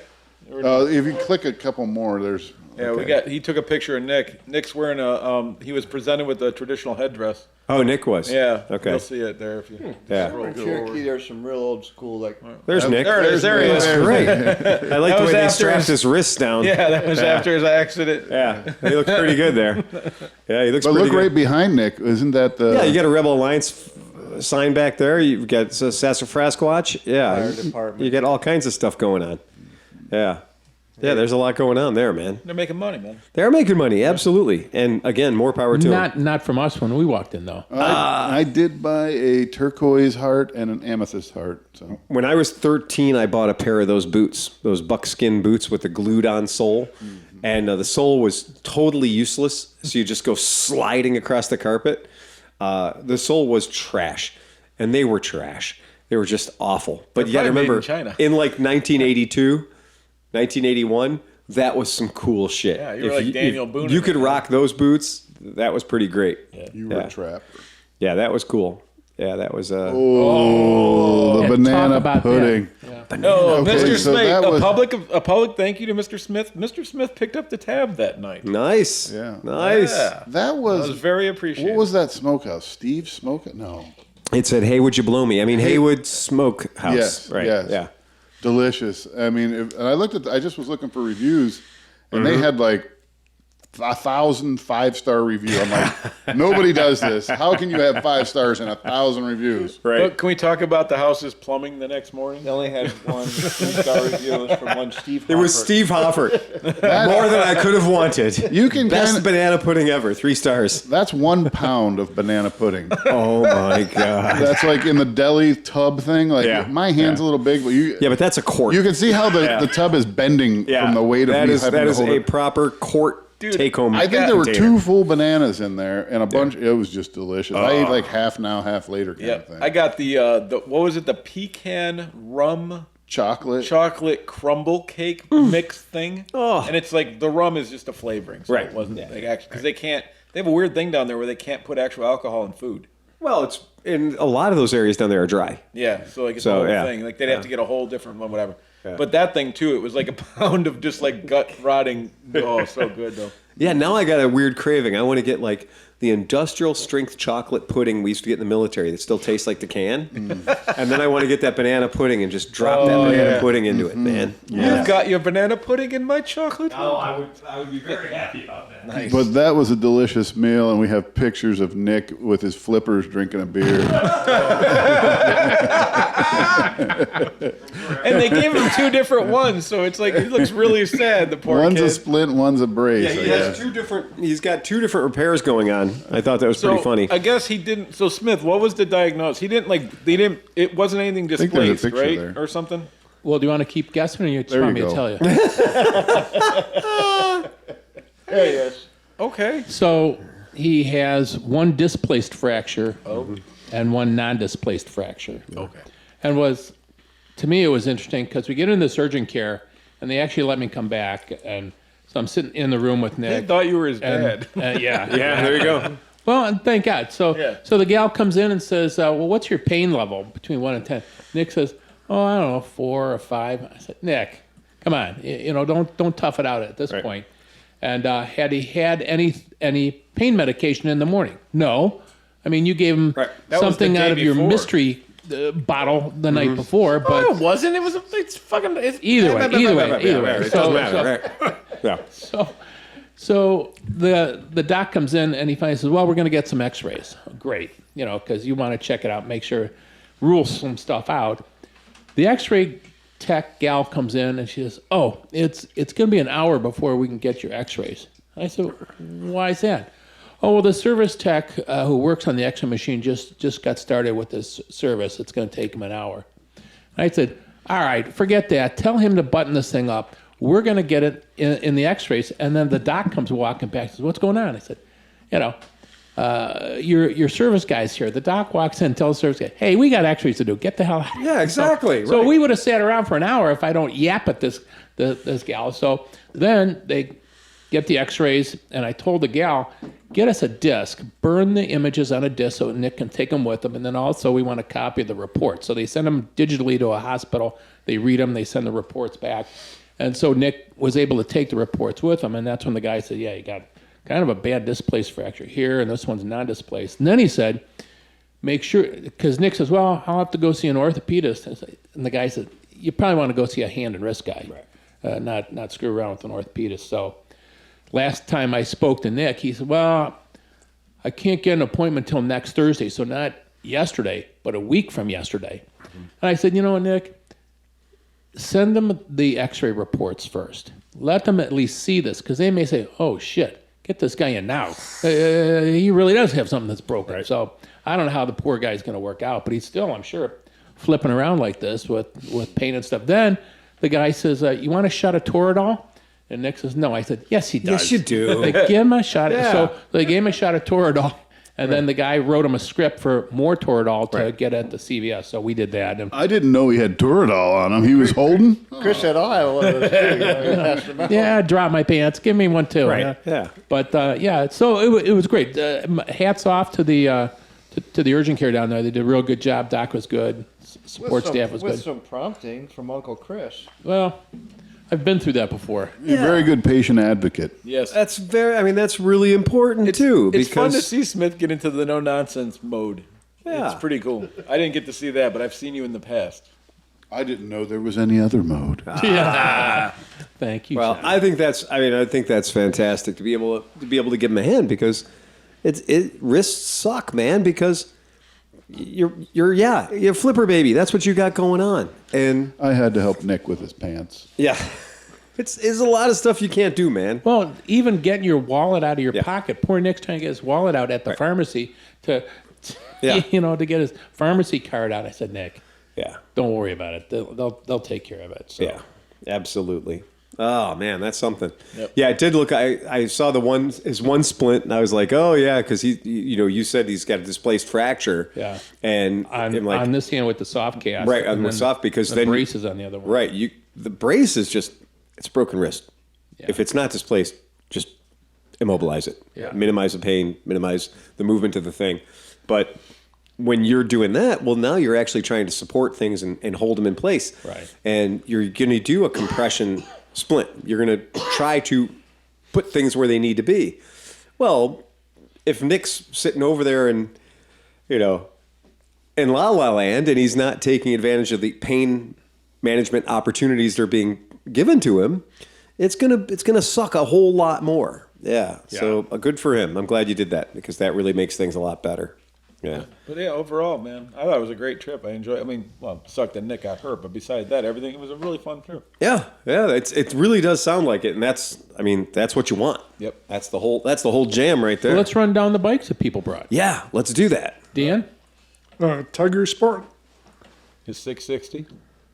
And then I took my Africa Twin and I wrote it down with the bags and the tail or the top box, but then I took the bags off when I got there for riding. Mm-hmm. Josh? My 2014 Kawasaki Versys, And which I trailered down with Chris Smith's bike. which was a 2013 Moto Guzzi V7. Which for once, Smith, you had the perfect bike for you to ride down there. Yeah, that was a very good choice. Really. And I ran it mostly in second and third gear, especially trying to foul. Nick was on F700? That was a 2013 F800? 700 GS. And it literally was. He said that I love this bike. That Soon to appearing at a Copart near you. honestly, I think if that guy takes the check from the insurance company, can keep the bike, That's what'll happen. and spend about $1,000 to get a new forks and front wheel. That thing will be back on Rent a Wreck. I mean, Yeah. that thing will be back on Rider Share in 2 weeks. I mean, it really, besides the forks, it really didn't do a lot of. I mean, Well, and if I'm renting a bike on Rider Share and I show up, do you think I'm going to think, hold on, is there any chance this has a salvage title? No, I'm not going to ask that. I'm going to be like, I promise not to break your toy. Yeah. Give me the keys. Check me out. Make sure I'm not, half a fuckwit, and then take off. And if I total that bike out, the guy gets another check. I would never take that bike off a Rider's Share. That would live on Rider's Share for the rest of its life. right. Well, I think that's what this bike is. It might have a triple salvage title by the time I got done putting it on. And 3 stars. It might be branded. Because Eventually, they're just going to do not ride just on the stage. hey, I work at a shop. I see some stuff. I'm going to tell you that. I was really happy with my bike. Yeah. Yeah. I was very happy with the new tires and everything. It really was good. And I think I didn't go nearly as crazy as we had gone in previous years. I'm like, I just want to survive this. I don't. Yeah. I mean, there were some times when I really was enjoying it and getting into it, and just trying to take good lines and go from the outside to the inside and stay on it a little bit. But I on this trip I never had a whoop. Oh, almost fucked up there. Fuck. Yeah, I didn't have any almosts. I found out I can only go fast with music on. Oh, really? Yeah. Like, I Interesting. don't know why. I think it occupies part of my brain that's usually ADHD. Oh, okay. All right. And like it puts me in because as soon as a bee stung me, it flew underneath my helmet into my jacket down and right where I had. I saw the video of you smacking your and audio rig. I didn't know that he was videoing it, Right. but no, that was the bee. He stung me fucking 4 times in the Ouch. pit. So I'm punching the bee, Right. but I also punched my fucking Bluetooth thing, and then my music was like Ixnay on the Xnay. Oh, yeah. And I couldn't ride anymore. Oh, it was like, man. fuck. Yeah, but it was fun. I wish we could do it every week. That was young Nathan servicing my bike. He redeemed himself. Really Oh, what was he doing to your bike? I needed a little air in my back. Oh, he was tire. pumping? Yeah, he was Oh, pumping wow. my There you back go. tire.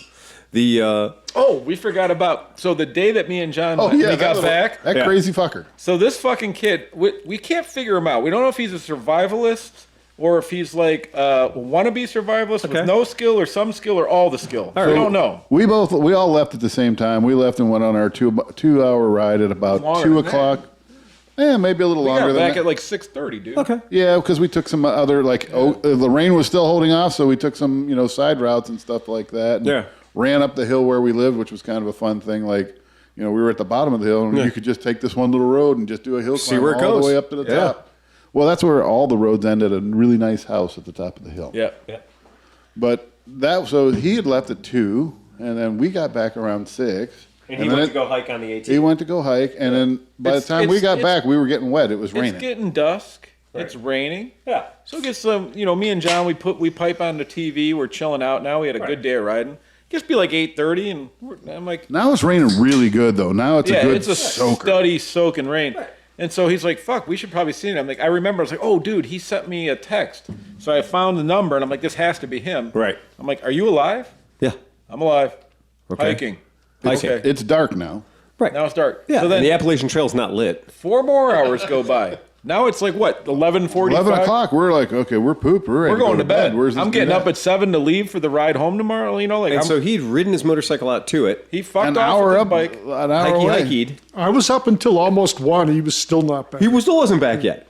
But so Holy I sent him a smokes. text at 11:30, like, I think he was are raptured you up. still alive? Right. He said, still hiking. Maybe rendezvoused with those old ladies. No lights, no gear, no Down at the anything. hotel. I don't know. He might be a vampire. We're not sure. And I see in this image he's wearing touring motorcycle boots. Yeah. Yeah. That's what he wears Yeah. all the time. But them's ain't the best hiking boots. No, and he doesn't have motorcycle pants. Those are all just hiking pants. Yeah, I see so that. he has Yeah. that. He had Right. that rocking for him. Yeah.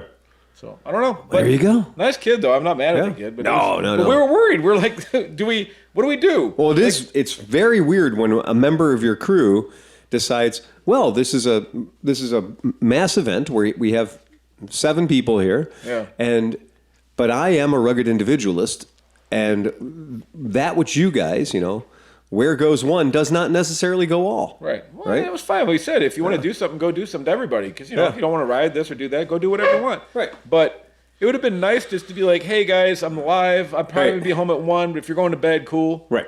Just keep the light on for me. Me and John are like, this kid fell off a cliff. He's at the bottom of a cliff with no light. That might be his MO, though. Yeah. That just might be his whole jam. Yeah. It just might be just the way he rolls. Yeah, so that That's was crazy. interesting. So what'd you guys do with all the rest of the food that was laying around there? Did you guys? We did make dinner. We had, we made some hamburgers. He made his stuff. And then a lot of it got brought back. I still have some good. of it, yeah. Should have fed to some guys on the Appalachian Trail. Well, That's a miracle party. that would mean I would have to walk out to the trail, which is more hiking than I'm And a willing lot to of it do. would have had to been cooked before you walked out. So there was a lot Here's of a chub of raw hamburger. just raccoon that shit right now. You're right. Fuck those guys. Just throw it at their head. They said you liked handouts. 2 Appalachian Trail hikers killed by a bear 5 pounds of ground beef. while carrying ground beef. Dude, how rude would that be? Maybe that's Smith's MO. He hands them all the snacks, but he shoves like raw meat in their back pockets just to fuck with them. Yeah, well, you know what? It pulls the bears away from you. If you're worried about wildlife, it's better to bait the guy ahead of you. If you're going to get held up, you have just like that loose steak you can just toss and drop behind you as you're running away. Absolutely. Yeah, we saw some wildlife too. We had we think it was like an otter ran under John's bike. I have it on video. I didn't try to swerve either. I'm going through this thing. If it ends up under my bike, I'm not going to wreck it because I'm like But then there was the moose. not big enough to stop No, me. elk. Elk? Was it elk? Elk, yeah. Okay, elk, whatever. moose there. Right on the road. We had to Looked like ride a fucking moose, dude. It was like within 8 feet 4 tall. feet of this elk. I mean, Elk are big, yeah. That's it. On Like the berm. people were stopping their cars everywhere. We're like, do we go by? We're fucking going by. So we just ride by this I fucking slowed down, let there be a little bit of gap, and then I was like, Fuck that. Yeah. I'm like, I'm not waiting for him to hoof me. It's like tell you about wild animals. They're wild. Right. Their kind of unpredictability is their jam. That's what they do. I've always learned that if there's a wild animal on the road and I'm anywhere goddamn near it, I'm not going to be near it very long. so Because after that can ruin your trip. after these guys went home, I went down to South Carolina. Yeah. I was driving my friend Gary somewhere one day. We had a bear run across the road. Yeah. Like good size. Yeah.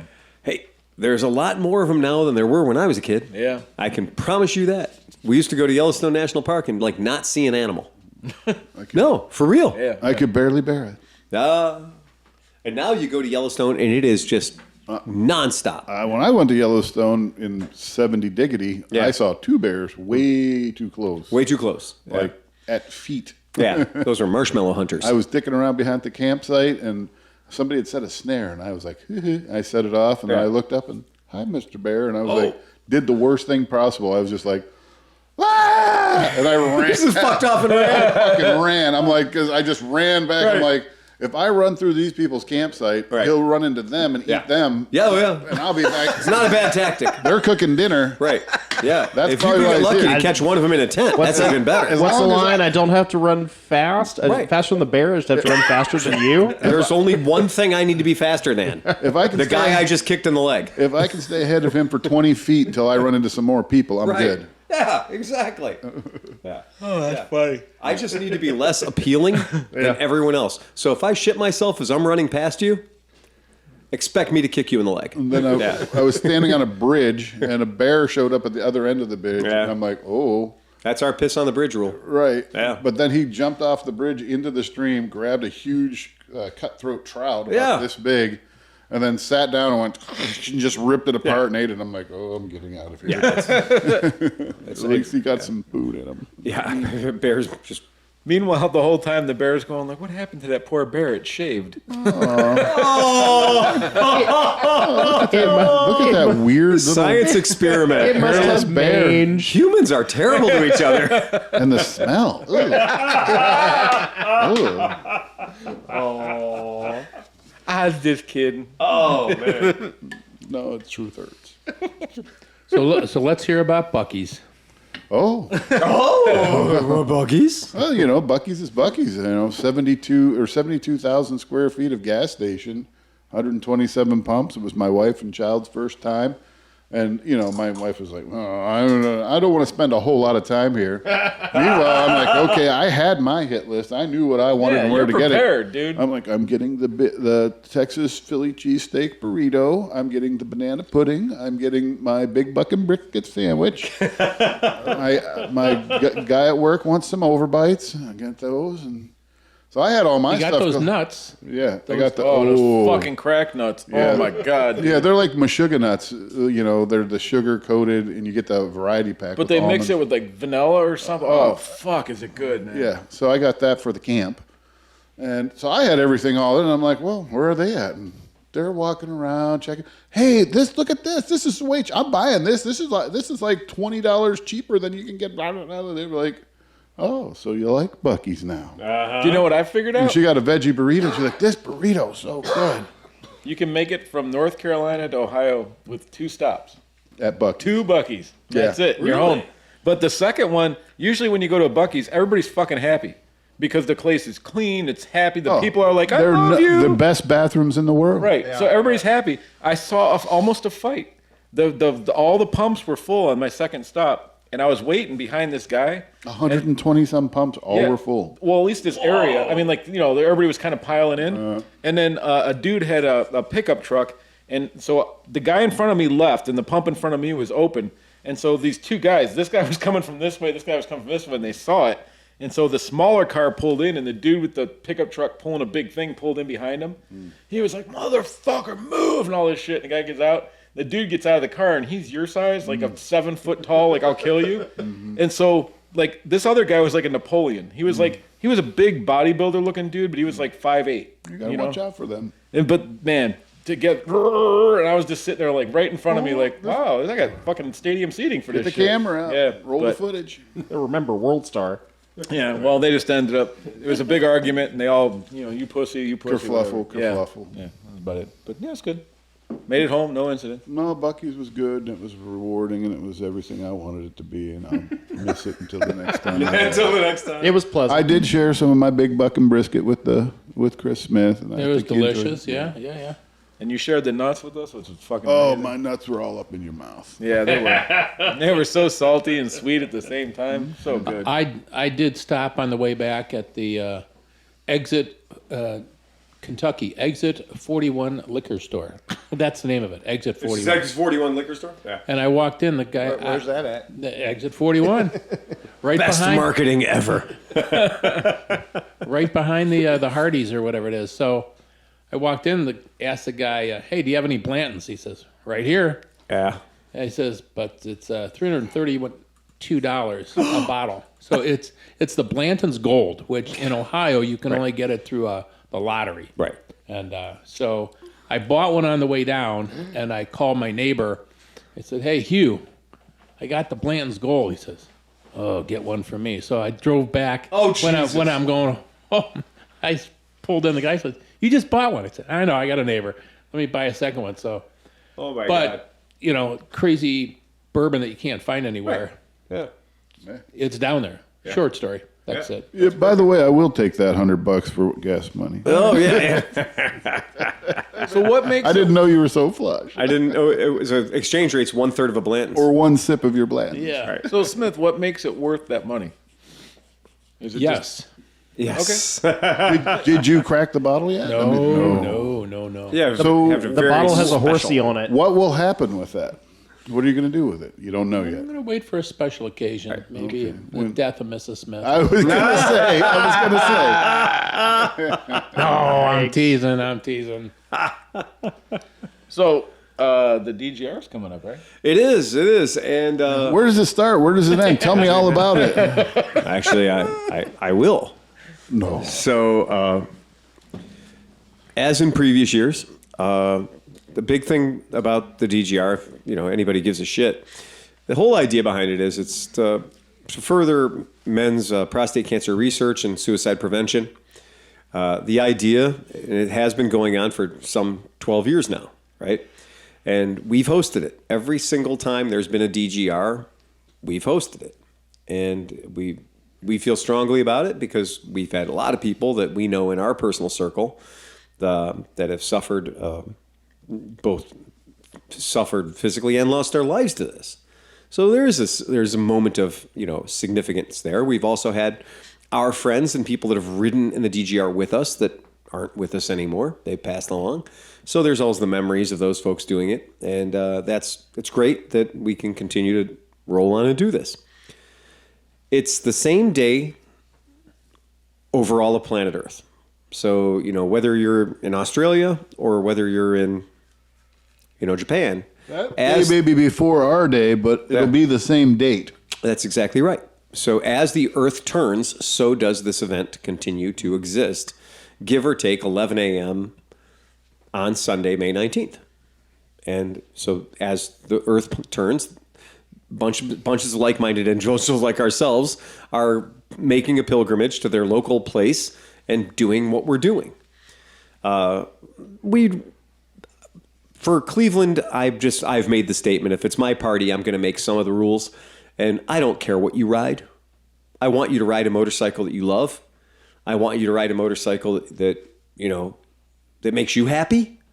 And if it's not a vintage-inspired motorcycle that looks squintily like a Triumph, well, I don't fucking care, right? My rule has generally been the more modern and, quote, less distinguished your motorcycle is, the more distinguished you should be. Right. So, like, if you have a Hayabusa, you can really be super distinguished, and, that balances everything out. You got 100 points. Yeah, right. And you can make it 70 bike, 30 thing, or 30 thing, 70 bike. Absolutely. Right. Yeah, you show up in a Vincent Black Shadow, you could be dressed like Devo. Yeah, you could have a thong on and you're perfectly fine. You'd be totally okay. Right. Exactly. And you're right. That 100-point total score thing goes a long way. Mm-hmm. But we've been starting the thing up at Skidmark. And why I like starting at Skidmark is there is a brewery that serves food not 5 minutes away. So one of the biggest problems with the DGR has always been it's perpetually on a Sunday, and tends to be like where we do the startup point isn't usually populated with a bunch of good restaurants and food options and things like that. So you might have woke up to put your fancy clothes on, you might have had to mow the lawn before you left or something, but generally you show up to do the DGR thing and you're like, man, I'm hungry. And then you're hungry all fucking day, right? And whereas this one, if you go over to it's the brewing company, right? Noble Beast. Noble Beast. Yeah. You go over to Noble Beast, they will feed you.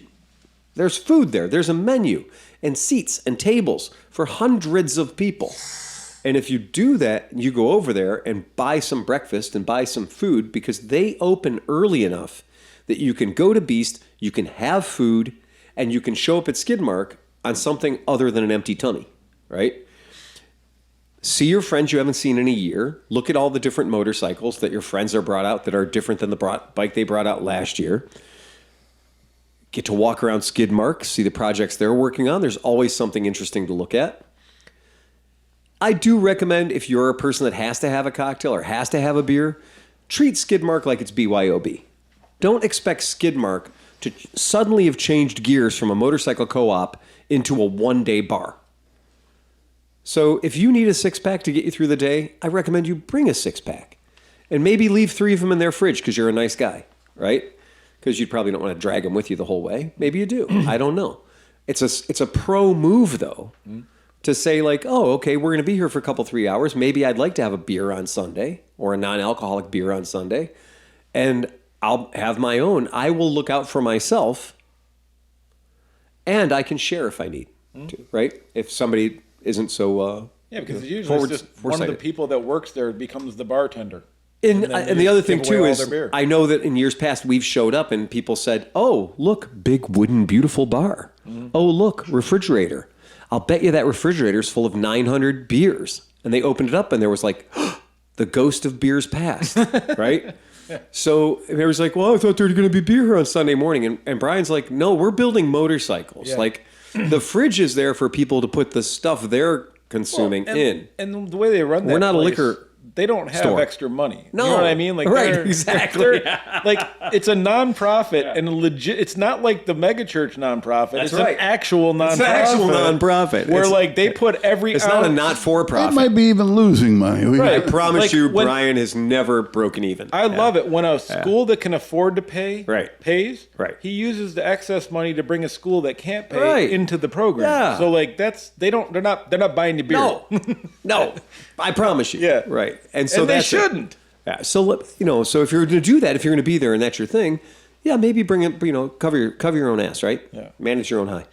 So and then what we're going to be doing is we're going to be going on another one of these adventures, but because it is Distinguished Gentleman's Ride, one of the things that people have to keep in mind, and I sometimes lose sight of this, because what happens is I get out on the road and I see 150 people behind me, and my brain instantly goes into I'm being chased mode. And I think 150 people now are trying to get me. And so I drive faster. And you would not be wrong. Right. We're all trying to keep up with Trying to fucking catch me. And so it turns into a hare and a hound, right? And so I got to remember that when Chris shows up wearing the suit he only wears to court and funerals, right? And DGR, right? And DGR rides, right? And a lot of people aren't wearing their best riding gear. Well, let's put it, their best falling down gear, right? A lot of polyester comes out that day. A lot of tweed comes out that day. But a lot of D3O armor and a lot of, Cordura and a lot of leather might not be being ridden that day. And maybe if you normally rock the full face Snell, tonight you're rocking the Davida pudding bowl that's rated to carry banana pudding and fuck all else. So I've decided this year we're just going to chill out just a little bit. We're going to do the obligatory, I'm from Cleveland and it's Sunday and I have to ride my motorcycle ride. We're not going through the metro parks. We're going west. And as a person who lives in Avon Lake, I can tell you that large groups of motorcycles like to imitate freight trains going down Lake Road past my house all Sunday long. And this Sunday the 19th, we are going to be them for the first time. Can we please stop at close quarters? Only the first 10 of us. That's it. It is in Playboy Magazine's smallest bars in America. But yeah, so we're going to roll out that way. And we're going to roll out that way, and it's going to be a big, long ride. And we'll stop out there, and we'll have a little place to stretch your legs and go pee and have a refreshment if you need one. It's not going to be the stop to spot. We're not going to hang out there and eat for 3 hours or whatever. This isn't the place to be like, oh, yeah, I just ordered a 7-course meal over here. And I'm sure that it will all arrive before we roll out, because that's been a point of some contention in the past. We get to County Line Saloon and people order like the most complicated meal on the menu. And then they get asked up when we're rolling out and their food hasn't shown up yet. Okay. So we're going to a place that doesn't have that option. But we're only going to be there for a little while, maybe an hour tops. Just stretch your legs, do whatever you need to do. Bio stop, whatever. But then from that point on, when we leave there, we're coming back, that's when it turns into a bit of a choose your own adventure thing. That's when I like to use the term TT. And we're going to divide the group up. It'll be very obvious what group you're in, whether you're in the little small bikes class, or in the medium-sized bikes class, or in the I got a big motorcycle class. Yeah. And there will be points where those groups will leave. Not everyone will leave at the exact same time. It's not what it is. There's no advantage to doing that. But when you assemble in your representative group, and I will tell you what that is, I will give you a destination. You will go to that destination, and there will be a human being there that will hand you a thing. And you'll put that thing in your pocket. It'll fit. And then you will proceed to our final destination and resting place, Porco Lounge and Tiki Room, where we will, as tradition holds, Half of the people, well, maybe a quarter of the people who started will arrive. Exactly. It has a great filtering effect.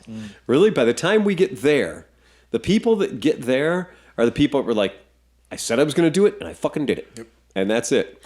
But it's about a quarter of what we left with usually. On the way, There may be people like me who are just trying to get there right from the beginning. Yeah, exactly.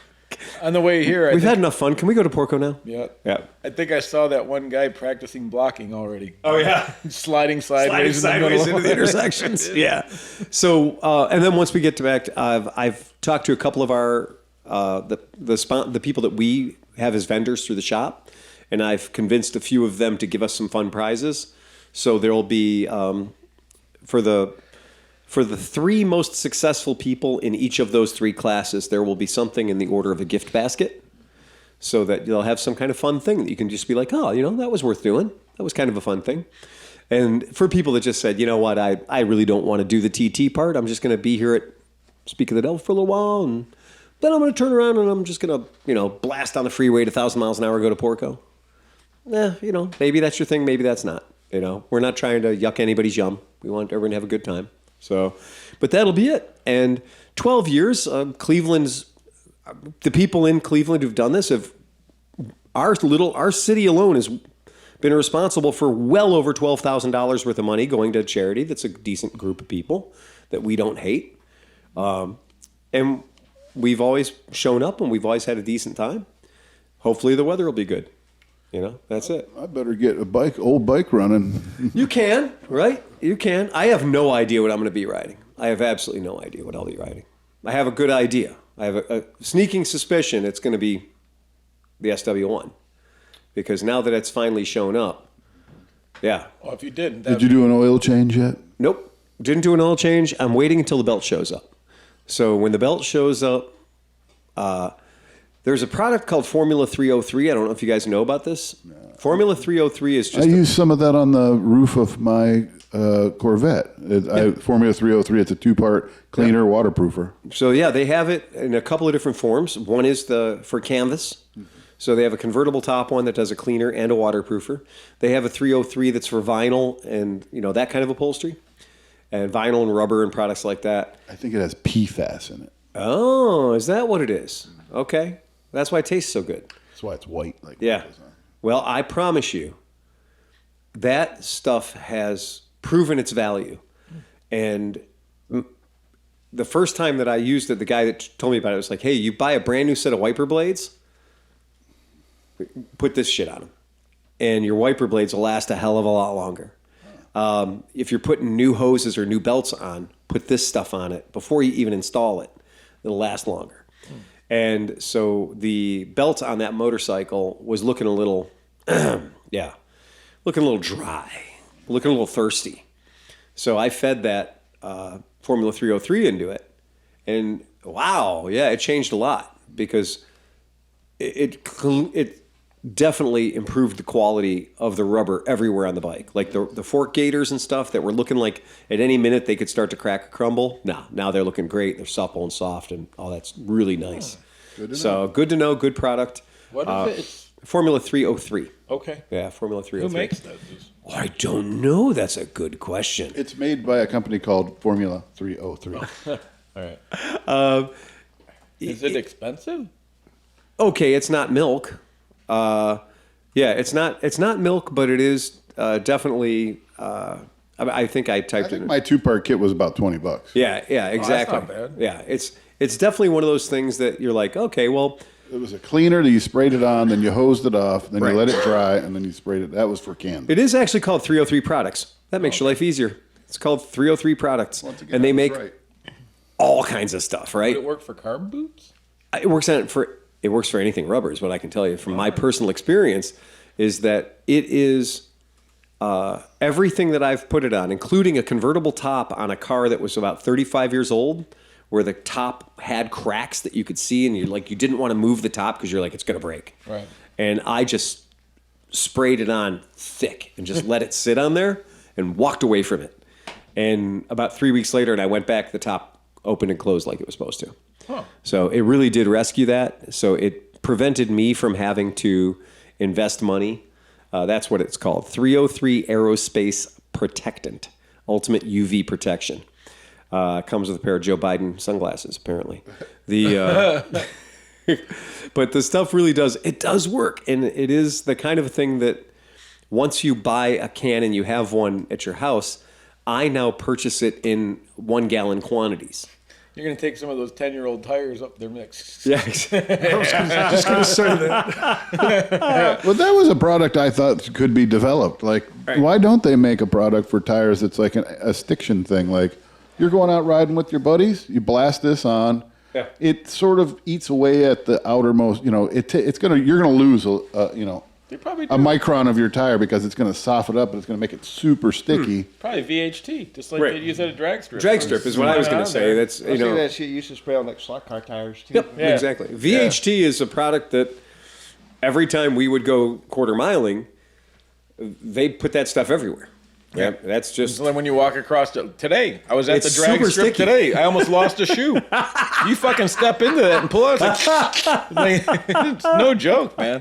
Yeah, it's like when we were down there, if you sprayed your tires with that, it'd be kind of like, ooh, Yeah. wow. Oh yeah. That whole VHT thing is, people got pretty liberal with it. It used to be like there was people would be really sparingly with it, and, Well, the track hoses now at like now they just pour it down. yeah they have this like the agricultural sprayer Yep. that exactly fits into the lane and Yeah. they run it down and spray the whole track.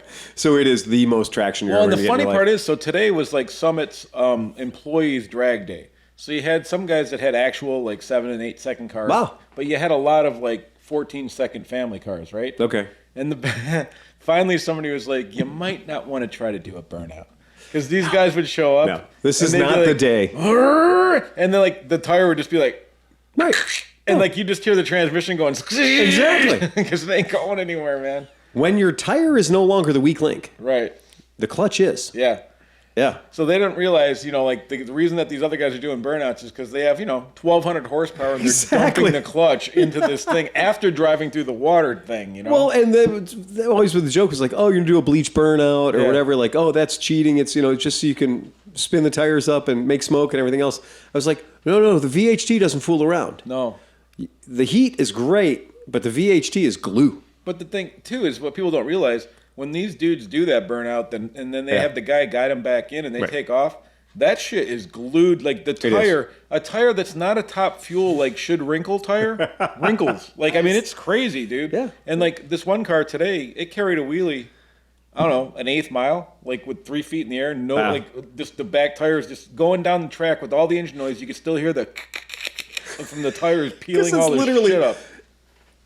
Yeah, it The is. tire It's- is pulling itself away from well, Mother that's what Earth. when they finish the burnout, it's like oh, and it goes zzz. Like you can hear the tire go zzz, and they catch the traction and stuff. I'm surprised your car was even able to move. It's probably just stuck like a glue trap, like a little mouse or something. mouse on the glue trap. I was smart. I didn't try to fucking do go. a burnout, and I didn't try to do a hard launch. Right. I kind of rolled and then nailed the gas, and then I was already moving. So Roll then it's- start. And then again, my car's it's actually really good for probably running consistently because it's not going to spin the tire. Yo, for bracket racing, Yeah, right. game right. on, man. 22 seconds. Can I say something about that? These guys, Yeah.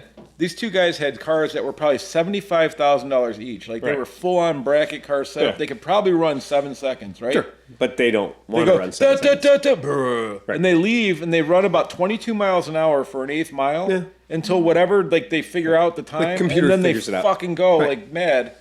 And so like I talked to the guy, I'm like, "What do you have to do?" He goes, "Oh, I just have to release." Right.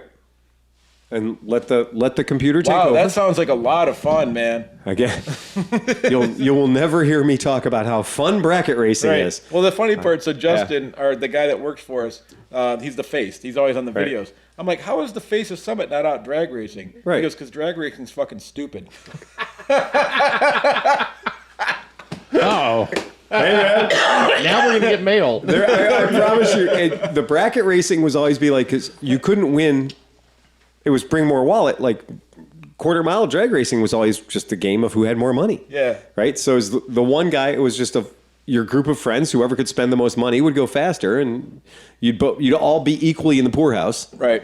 And I hope you like each other because your girlfriends are going to ditch you when you have no money. The money they spend. I talked to one guy. He was running 9 seconds last year. He's got down to like a 7.9 this Yeah. year, and he spent almost 35 or 40 grand more just to get that 1 second off his There you car. go. And so now his kid's going to state school. But he's got that $4 trophy to show everybody. That's exactly. Yeah.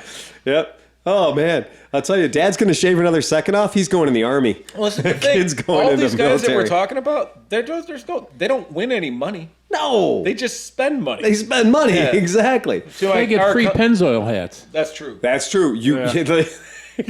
Give me hats and T-shirts, man. That's it.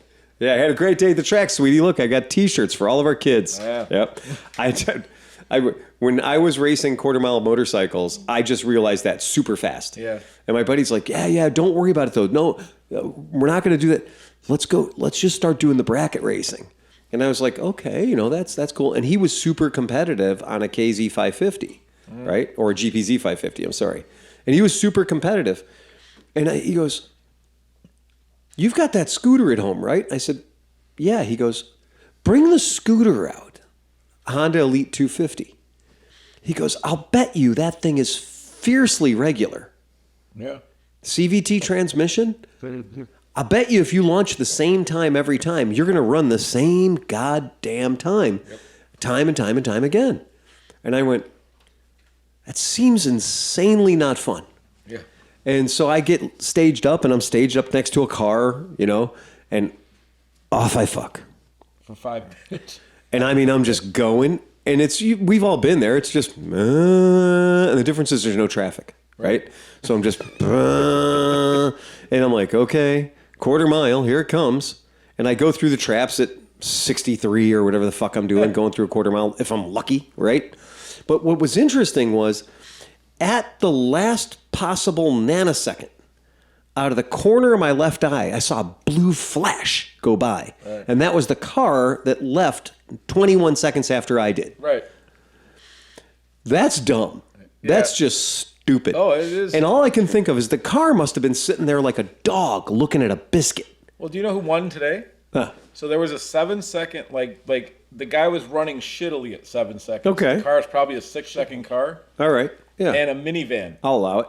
And a minivan was just a dialed. Pacifica. Right. And it's exactly what you're talking about. Yeah. They hit the gas and they drive straight. Yeah. And so they're 20, whatever. I was running like 24 seconds, 25 seconds. But they were consistently 20.1. Yeah. So the I know. minivan won the fucking I'm bracket telling you. racing today. Yeah. And when they got back, they were like, that was great. You did great. I said, I did fucking nothing.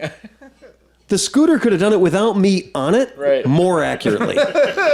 Right? Because if I wouldn't have been on it, it would have been the exact same aerodynamic profile every single time it ran. Minus the weight. Exactly. Yeah. It'd been so faster. it would have been, you'd lost 125. stupid. Not taking anything away from the guys that drag race, because there is skill involved in the driving and stuff, but I think it's more of an engineering exercise. Of course it is. Driving because now it's all about, Yeah. I have the computer set up exactly right. And like you said, what do? I release this lever. Yeah. I release this button. And then the computer takes over. Right. And to me, that's not worth missing one single episode of a good TV show. Nope. And the thing that I realized These days you can watch TV while you're driving. Right? Well, no, but listen, so they have traction control now for these hot rods. Yeah. And it's called traction control, but it's really straight control. Right. Because it just keeps it sense, straight. And it'll fuck with the wheels. So you do lane keep, lane Yeah. assist. Lane assist, lane keep. These are all things that exist. ASR. So at the point you literally just hit the button, and if you got self-drive anyway. I was going to say full self-driving. Just say full self-driving. That's all it Tesla's is. going to have that upgrade where it's like, oh, one drag race? Put this laser beam at the end in the car. The Teslas are already ruining drag racing for everybody. Right. I don't know why people aren't just RCing their cars and sending them down. He's sitting in the stands with a beer and a hot dog. Better yet, I could just still be at home watching TV. And my car's making runs for me. Fuck it. AI. This is where AI is headed. AI drag racing. You know who was there today? Was kind of neat though, and he has a huge racing operation. Is Larry Nance from the Cavaliers from the back Cavs, in the day? Yeah. So you got this 7'2" tall guy, and he doesn't drive the car; he owns it. Okay. So he's out there directing it, but it was like he looked like a giraffe directing this little directing thing. a car. It's kind of cool. That's pretty fun. Yeah. Yeah, I did want to give us. We have a little bit of mail, so I wanted to make sure we got to the mail. Excellent. You guys remember our friend Andrew Taylor? Mm-hmm. So Andrew's fantastic. Andrew brought mushrooms. Mm-hmm. Andrew's he's an automotive illumination specialist, I believe is his correct. He's a stand-up dude, man. He is a damn good dude. All right. So here he goes. Hello, all. I have a tech question. as some of you know, I have a 2020 Vespa 300 SuperTech. We know because we worked on it. That I picked up last summer. The bike had only 300 miles on it and was an actual rat cave, as Tom can attest. Yeah. It was full of feces Yep. and rat things and rat byproducts, mouse byproducts mostly. He says, thanks, Phil and Tom, for sorting that out. So I have an issue with the bike not wanting to crank over when I ride about a mile or two, and then I stop at the party store for 2 or 3 minutes. Yes, he does. And when I come back out and I try to start the bike, it hits the compression and it will not turn over.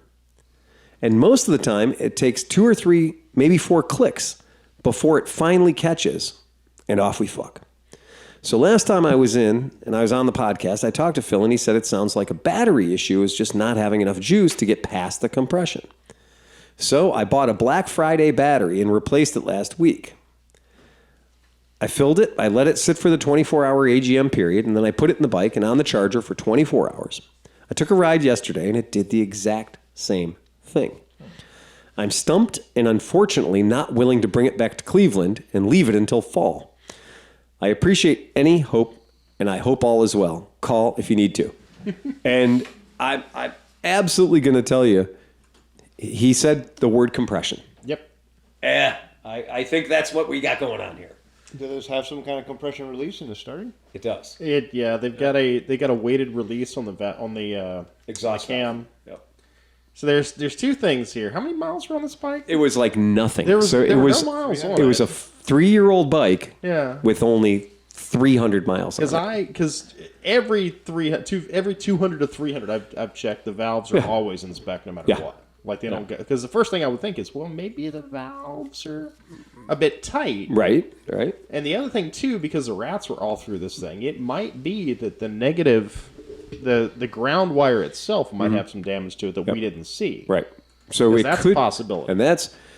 And I just had a bike the other day that I was prepping, and upon the prep Oh yeah. and getting it ready and turning the key on, I had a sudden smell of smoke fill my nose Ooh, that's not good. on a brand new bike. This is why you do a PDI. And I smelled the smoke, and we had customers in the shop, and things are happening, and the smell wasn't going away. It was getting worse. And on this particular bike, there is no magic button you can press to see the battery or see the inside of the bike. So I smelled the smoke. I turned the key off immediately because let's take power away from wherever we had power to before. And I had to find the right size tool to open up the, fuel injector carburetor battery access cover. And I actually saw orange fire inside the bike, actively being fire. Not evidence that fire had happened, but fire currently involved in being fire. And I used my personal CO2 fire extinguisher, and it blew it out. And it was that point where you're like, I'm glad I didn't have to blow harder because I didn't have another one in me. And I blew it out, which makes more smoke. And it would smell terrible because it was wiring. And then I pulled everything apart and realized, well, the guys at the factory had fucked up. And when they put the bike together and they're pulling the wiring harness through the bike at the factory, they skinned the wiring harness. So they had pulled the wiring, the insulation off of a ground wire. Right. And that wire, the insulation that was gone, well, it became it became an earth, right? So and as soon as I turned the switch and turned power to it, boom, no insulation makes big fires. And so but in this case, if he does have some other rodent damage in there, and if he has less grounds than he used to, then he might not have as much amperage going into the starter as he should.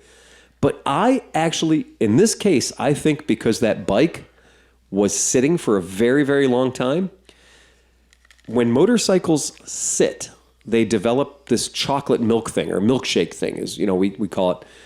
The moisture, the condensation that happens when a bike is sitting in a garage or wherever, it's very warm during the daytime, it's very cold at night. And in the wintertime, that gets even bigger. Those numbers change even larger. And you end up with a hell of a lot of water inside your motor. And what happens is the oil will go down. The oil will be at the bottom of the motor.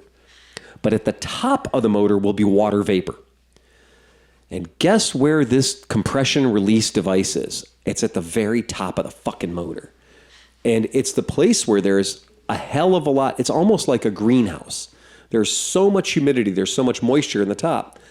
It would not shock me to know that a motor that was sitting in stasis with the original oil that came from the factory, 3 or 4 years, that the shitty break-in oil to water humidity ratio was so much that something as feeble as a compression release might have gotten stuck.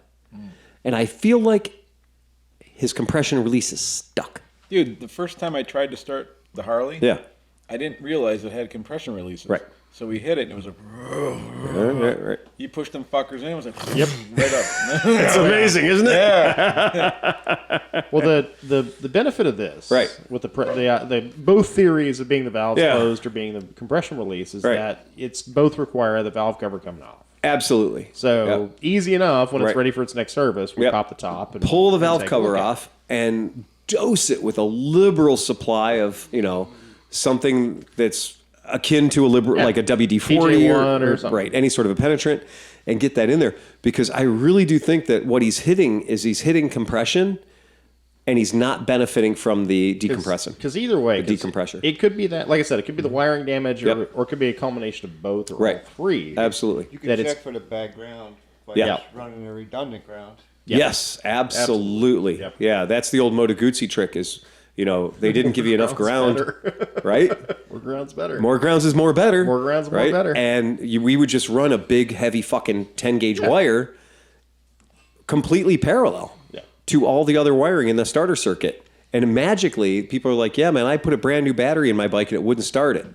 Watch me put in this, 12-gauge, 10-gauge piece of wire and just be a bonus ground. And instantly, the same exact battery starts the bike like it's got a fucking lightning bolt shoved up its ass, and you didn't change anything else about it. You just gave it a hell of a lot more ground. And I was shocked the first time I saw how well it worked. Dude, my Hyundai, the ground, it has 2 ground straps to the engine, to the block, to the thing, and one of my ground straps was loose, and my car wouldn't start. Right. Yep. Just one little ground strap. We forget oftentimes about I was trying to jumpstart this thing, and I had this battery, and I had my dead thing over here, and I was trying to jumpstart it. I need to add more battery. You do not need to add more battery. You need to add more cables. See, I'm running into a problem now. Yeah. I'm chasing. I know it's a bad ground. Right. But I don't know where it is in the bike, and I've got half the bike torn apart. Welcome to motorcycle Exactly. mechanics. And the problem is, Right. pads will tell you everything course. except for where the problem is. No, there is no device. And we have the FLIR, we have Oh, the yeah. infrared. Yeah. That won't tell us where a bad ground is. Like all the technology that we have, and it's still a goddamn matter of Fox and Hound, and just going, okay, well, this goes from here to here, hook this up, tap this, and you're pinning out or toning out. It's amazing how many feet of motorcycle of wiring is inside a motorcycle. It really is. Sometimes it's like you find out that it's not wiring, and you're kind of happy that it's a $300 part. Oh, the compared to, first a thing we free did wire. was- Oh no! I had a spare and it didn't work, and it made me mad. Step one, moment one, always, always. Do we have that component here, proven, known good on the shelf that we can test? Yeah. No. Do we have a bike here that has that component, known good, proven well, we can test? No. We can buy one of those bikes, though. I almost bought another Moto Guzzi Ambassador today. Oh, really? Oh, that one. There's a $2,000 Moto Guzzi I Ambassador. looked at that one and thought of how much further ahead it put me. Running. Really? Running. Wow. And that's the problem. The addiction is, I have multiples, but this one's nicer than a couple of mine. So I'll just buy this one instead of moving my 2 projects a little further along. Well, that's what the guy did, the Stevens guy. I'm going to tell you that I know how it happens, He man. rotates them in. When he gets a better one, that Yeah. one becomes the that's- display model, and the other one goes into the back. Okay, into the back. Yeah. But mine need to go away. Yeah. Mine need to all fuck off. that's the and so the best thing I can do is buy the 3rd Ambassador. Yeah. And then sell all 3 as a package deal. Oh, yeah. And then have 0 ambassadors. Now I could do the same thing, but with 2, and it'd be 33% less difficult. True. It's easier to sell 2 of something than it is to sell 3 of something. I know. But you know what? It seems like to sell 2 is easier than 1. You offer somebody a good deal on 2 of something, and they're like, I unfortunately, I've got a couple of listings on Facebook Marketplace that are now in their 7th month that will prove you wrong. really? Oh, I have a car that says this car is $10,000, but if you buy this car for $10,000, you get a second one for free. Right. It's titled and it runs 2. But you have to read the article. I put a listing up that I knew nobody would read because Right. people are dumb. But that's also that when you hit that $10,000 mark, Yeah. that's real money. It's $7,500. Right. And if you read the article, you will see that it's happy hour pricing. Right. You buy 1, you take 2. Right. Not yet, huh? Not I yet. mentioned a few. I haven't even had anybody call me up and say, do you really mean that if I buy this one car for $7,500 that you are actually going to give me another car with the title that runs for free? Yes, I am. Wow. Because if you're so fucking weird that you want this particular car, that your brain is broken, I'll never find another one of you. Right. Right? So you're getting both. So you're getting both. You're going to solve my problems. Which ones? What cars are these? The Vespas? Nissan S-Cargo. Yeah, I figured. Yeah, the S-Cargos. Yeah. So I'm down to having 2 of them. They're kind of matching. That Right? sounds like a great opportunity for a small business that needs delivery trucks. It sounds like a great opportunity for a small business that wants to park something attractive in front of their place. That too. It sounds like a great opportunity for somebody who needs a very small apartment to live in somewhere like San Francisco, where the rent is very high. Right. You could rent these out as Airbnbs, right? The point is, the correct place for them to be is no longer in my garage. Right. Right. That's it. And they both run, you know? And The one's got a dinosaur on it. no, that one's gone. Oh. That one's Yeah, sold. That was a third one? Yeah, Becky was really upset about that loss. God. Dude, I didn't I know- cornered the market Yeah, you on did. dumb cars. On that particular dumb car, I was the universe's repository for Nissan S-Cargos. Yeah. It took you 1 year to become the U.S.'s top collector of It did. that model. It did. And what I've discovered, and this again, they were going to print this on my gravestone. Damn, it's easy buying shit. Yeah. Not so much. And on the other side, it's going to say, not so easy selling it. Right. Right. Yeah. Yeah. Yeah. Here lies Phil Waters. His shit is buried elsewhere. Yeah. Yeah. I promise you. That's the thing, is I understand how that guy got in the position he's in. Yeah. Every time I walk into my warehouse and I just look in that warehouse and I'm just like, why the fuck do I have a warehouse?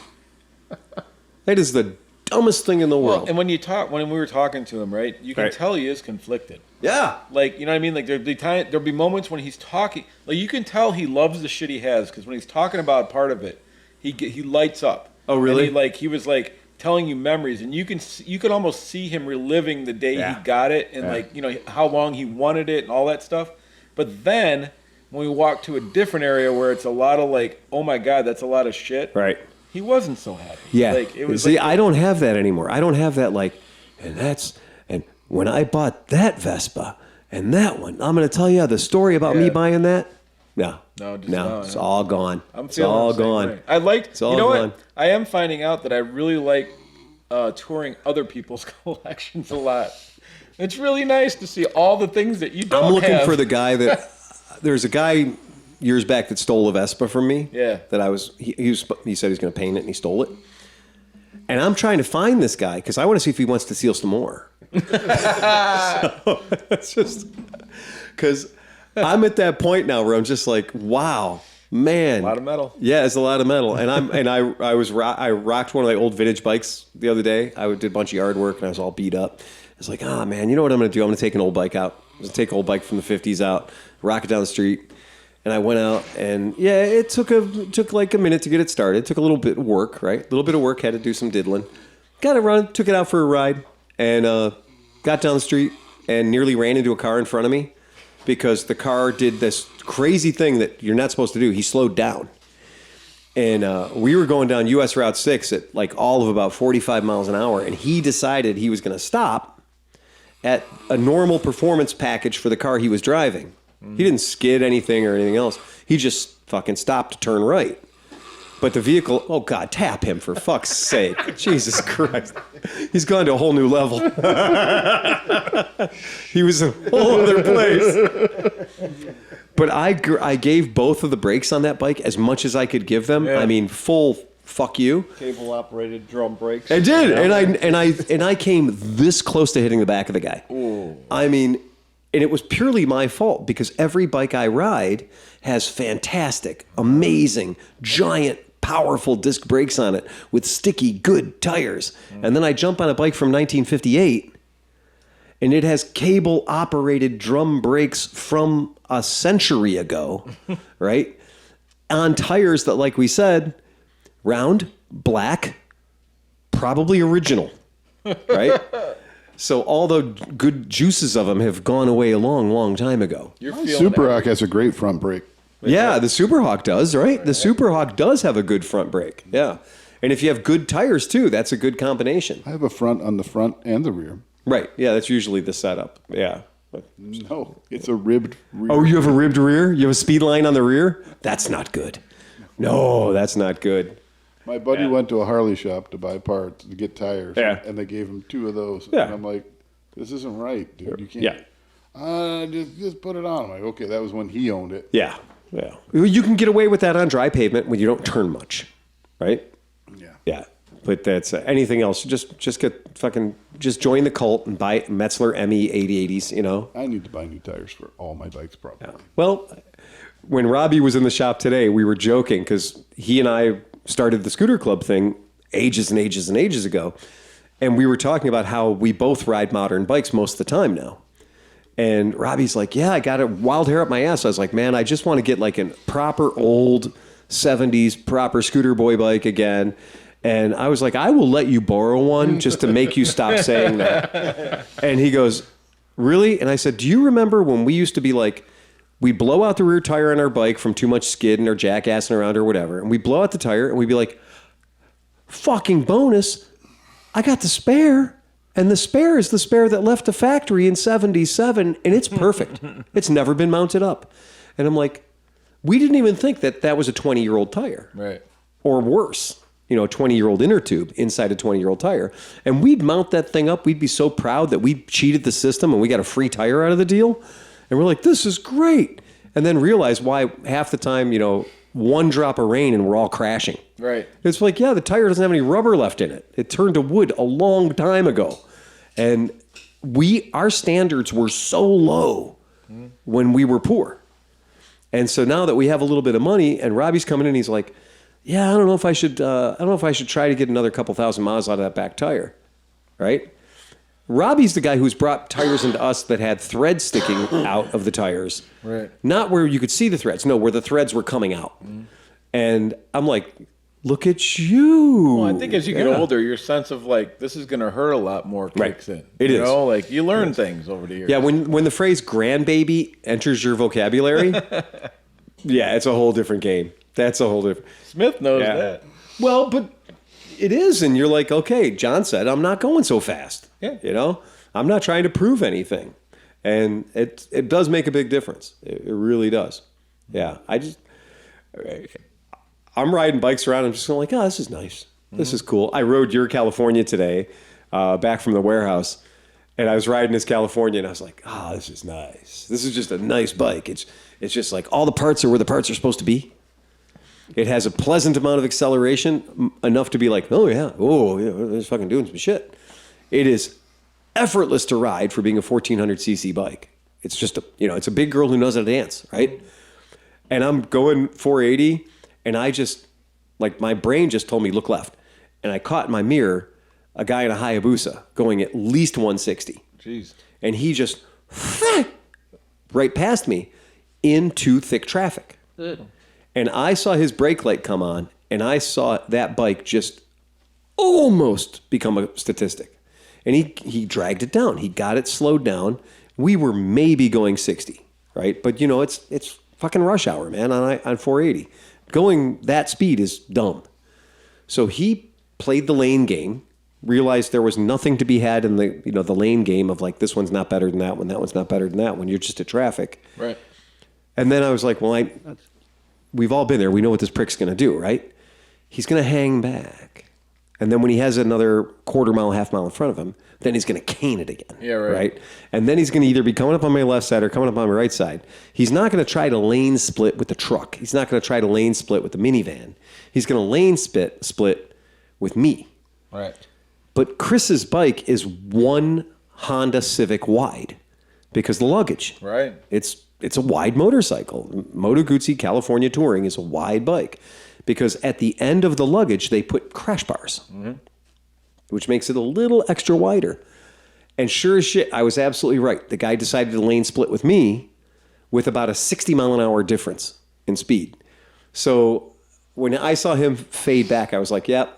I just got way the fuck over in my lane, and I gave him as much of my lane as I could. And yep, sure as shit. Went right past me again. Like fucking accordion, man. Dude, there's some dumb motherfuckers. Yeah. Like, on the way back, so I rode back on that Sunday. I did the whole thing, like 695, because I had an extra 100-mile detour because of an accident. But shout out to this whole train of fucking Harley guys. Yeah. I was going north. They were coming south, probably about 15 of them. And the old school fucking wheelie, like... Yeah, straight up, man. Yeah. I was down to 65.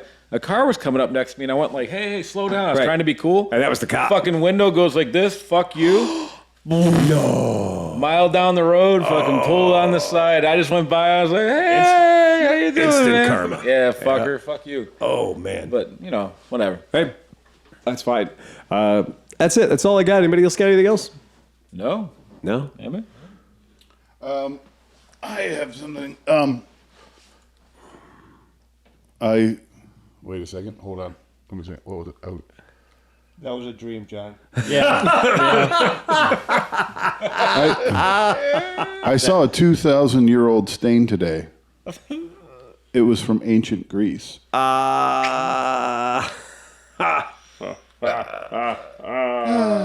little, we'll give that one away for free.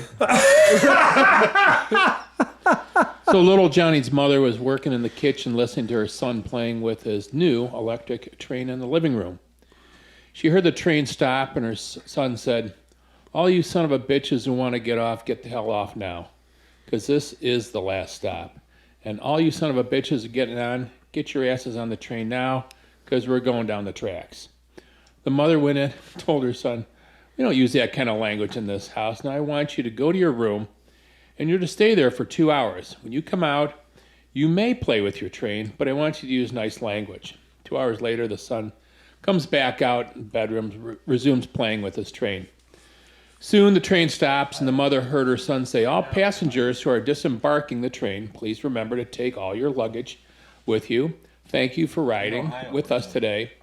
And we hope that your trip was a pleasant one, and we hope you'll ride with us again soon. She hears the little boy continue, for those of you who are boarding, we ask that you stow all your hand luggage under your seat. Remember, there is no smoking on the train. We hope you'll have a pleasant trip and enjoy your journey with us today. As the mother began to smile, the child added, for those of you who are pissed off about the 2-hour delay, please see the bitch in the kitchen. Wow.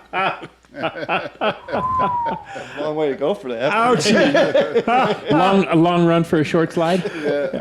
Hey, I did want to say we have some new Patreon members, and why this is important is Ian Wally, Reverend Snowback. Yes. Right? Reverend Snowback has become a Patreon, and he gets the punchlines at the $10 level. Excellent. Thank So it's going to improve the quality of his listening dramatically. Yeah, 100%. So, yeah. He's going to really enjoy that now. He's gonna ask for his money back. Yeah, He he'll be the judge of that.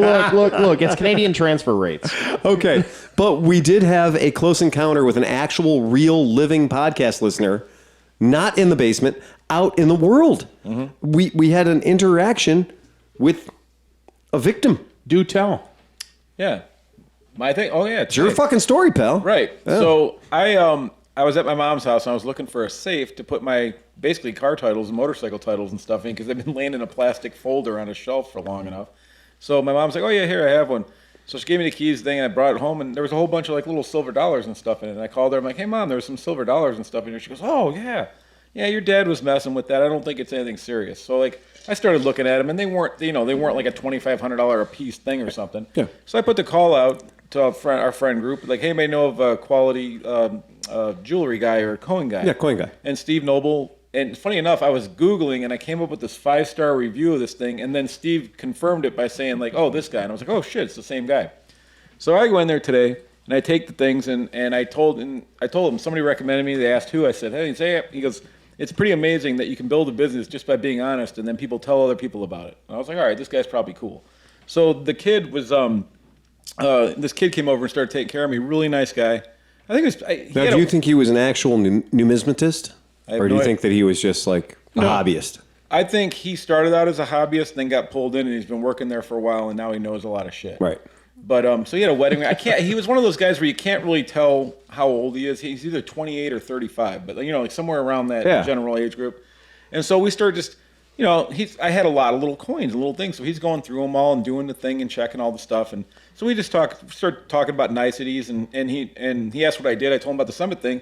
And so he was like, "Oh man, I wanted to be a videographer. That's what I wanted to do in my life, but somehow I ended up here, blah, blah." And I said, "Well, things change." And he said, "Well, what else have you done?" So we start talking, and we start talking about audio engineering, and he had gone to the same school, some of the stuff that I did. And so that brought up, and I said, "Well, I do the audio for ClevelandMoto podcast." And he's like, "No fucking way." He goes, "Oh, I thought I read." He's like, "Dude, my dad listens to that everything." So then he hands me his dad's card, which is somewhere in my pocket, but he has a YouTube channel. And so they listen to it while he works in the shop. And all this stuff. Find the card, yeah. Because that's wild. Yeah. Like and so they were super pumped. And he's like, "My dad's gonna flip the fuck out that you guys were in here." And then like he quotes some of our shit from our show to customers, like the thing about the headlights and the weed growers and all that shit. He's not telling our jokes, is he? He might be. That's what he said. He said there was a sign up there that said, "If you don't like my prices, you can fuck your hat." Yeah. So this is the guy. So let's give him a shout out because this is his dad's channel. Yeah. It's Meldrum's Monster Garage. Yeah. There might be some copyright infringement there. It wasn't Rick Meldrum, was it? Well, this is Mark Meldrum, but I believe. It might be. I can't remember the guy's name, and I feel bad. I'm sorry. I don't remember. Well, how many Meldrums who are in that age bracket? You said somewhere between 35 and 45. No, I would say late 20s, mid 30s. Like he was a younger kid, but he had a wedding ring. So. All right. Well, there you go. There you go. I like the way you're still keeping an eye on the young fellas. Yeah. Sorry, he's taken. No, it just happened to be. It was in front of my face. He was working on coins. Okay, you don't have to apologize. So that's Plus, Mark Meldrum. We get Plus, it. I like to turn the married ones anyways. So. Oh, there you go. That's fucking great though. You like a challenge. Yeah, but We it get was neat. It was neat to hear that. It just so to give you mates rates because No, he just was honest. So it was just cool. He gave me $1 for each of my silver So dollars. how much coin did you get for your coin? I did okay. I got enough. It was a 1-to-1 trade. after the 15% seller's fee. No, I did okay. I think I brought home. I'm not going to say how much because then my wife might listen to this. and find out. Don't rule that at all. Yeah, never. There's zero Never. chance of that, but okay. Yeah, you're right. She wouldn't have stuck around this long. I mean, No, but it was worthwhile. Let me put it this way: it was worthwhile going there. I can pay a few bills off and buy Amy a Mother's Day present. Oh, there you go. See, that's good. That's a very good thing. I strongly approve of that. Well, that's fantastic. That's cool. I'm a podcast listener, right? Marshall Thompson has joined at the $5 level. He's new, and so we're hoping to get some feedback from Marshall in future episodes. So yeah, that's one of the things. If you sign up, you become a member. We're gonna provide you with that access number. If you are a member, if you're paying the Patreon and you don't have the access number to the bat phone, to the hotline, get in touch with us, clevelandmoto@gmail.com. We will make sure you get that number because stuff like Andrew Taylor's email, we read that shit. You know, we actually care about that. It's fun to hear from you. So it's big fun. That's it. That's all I got. I believe we should all remember to ride fast and take chances. Play us out here, Johnny Mac. Bum bum bum bum bum bum bum bum bum bum bum.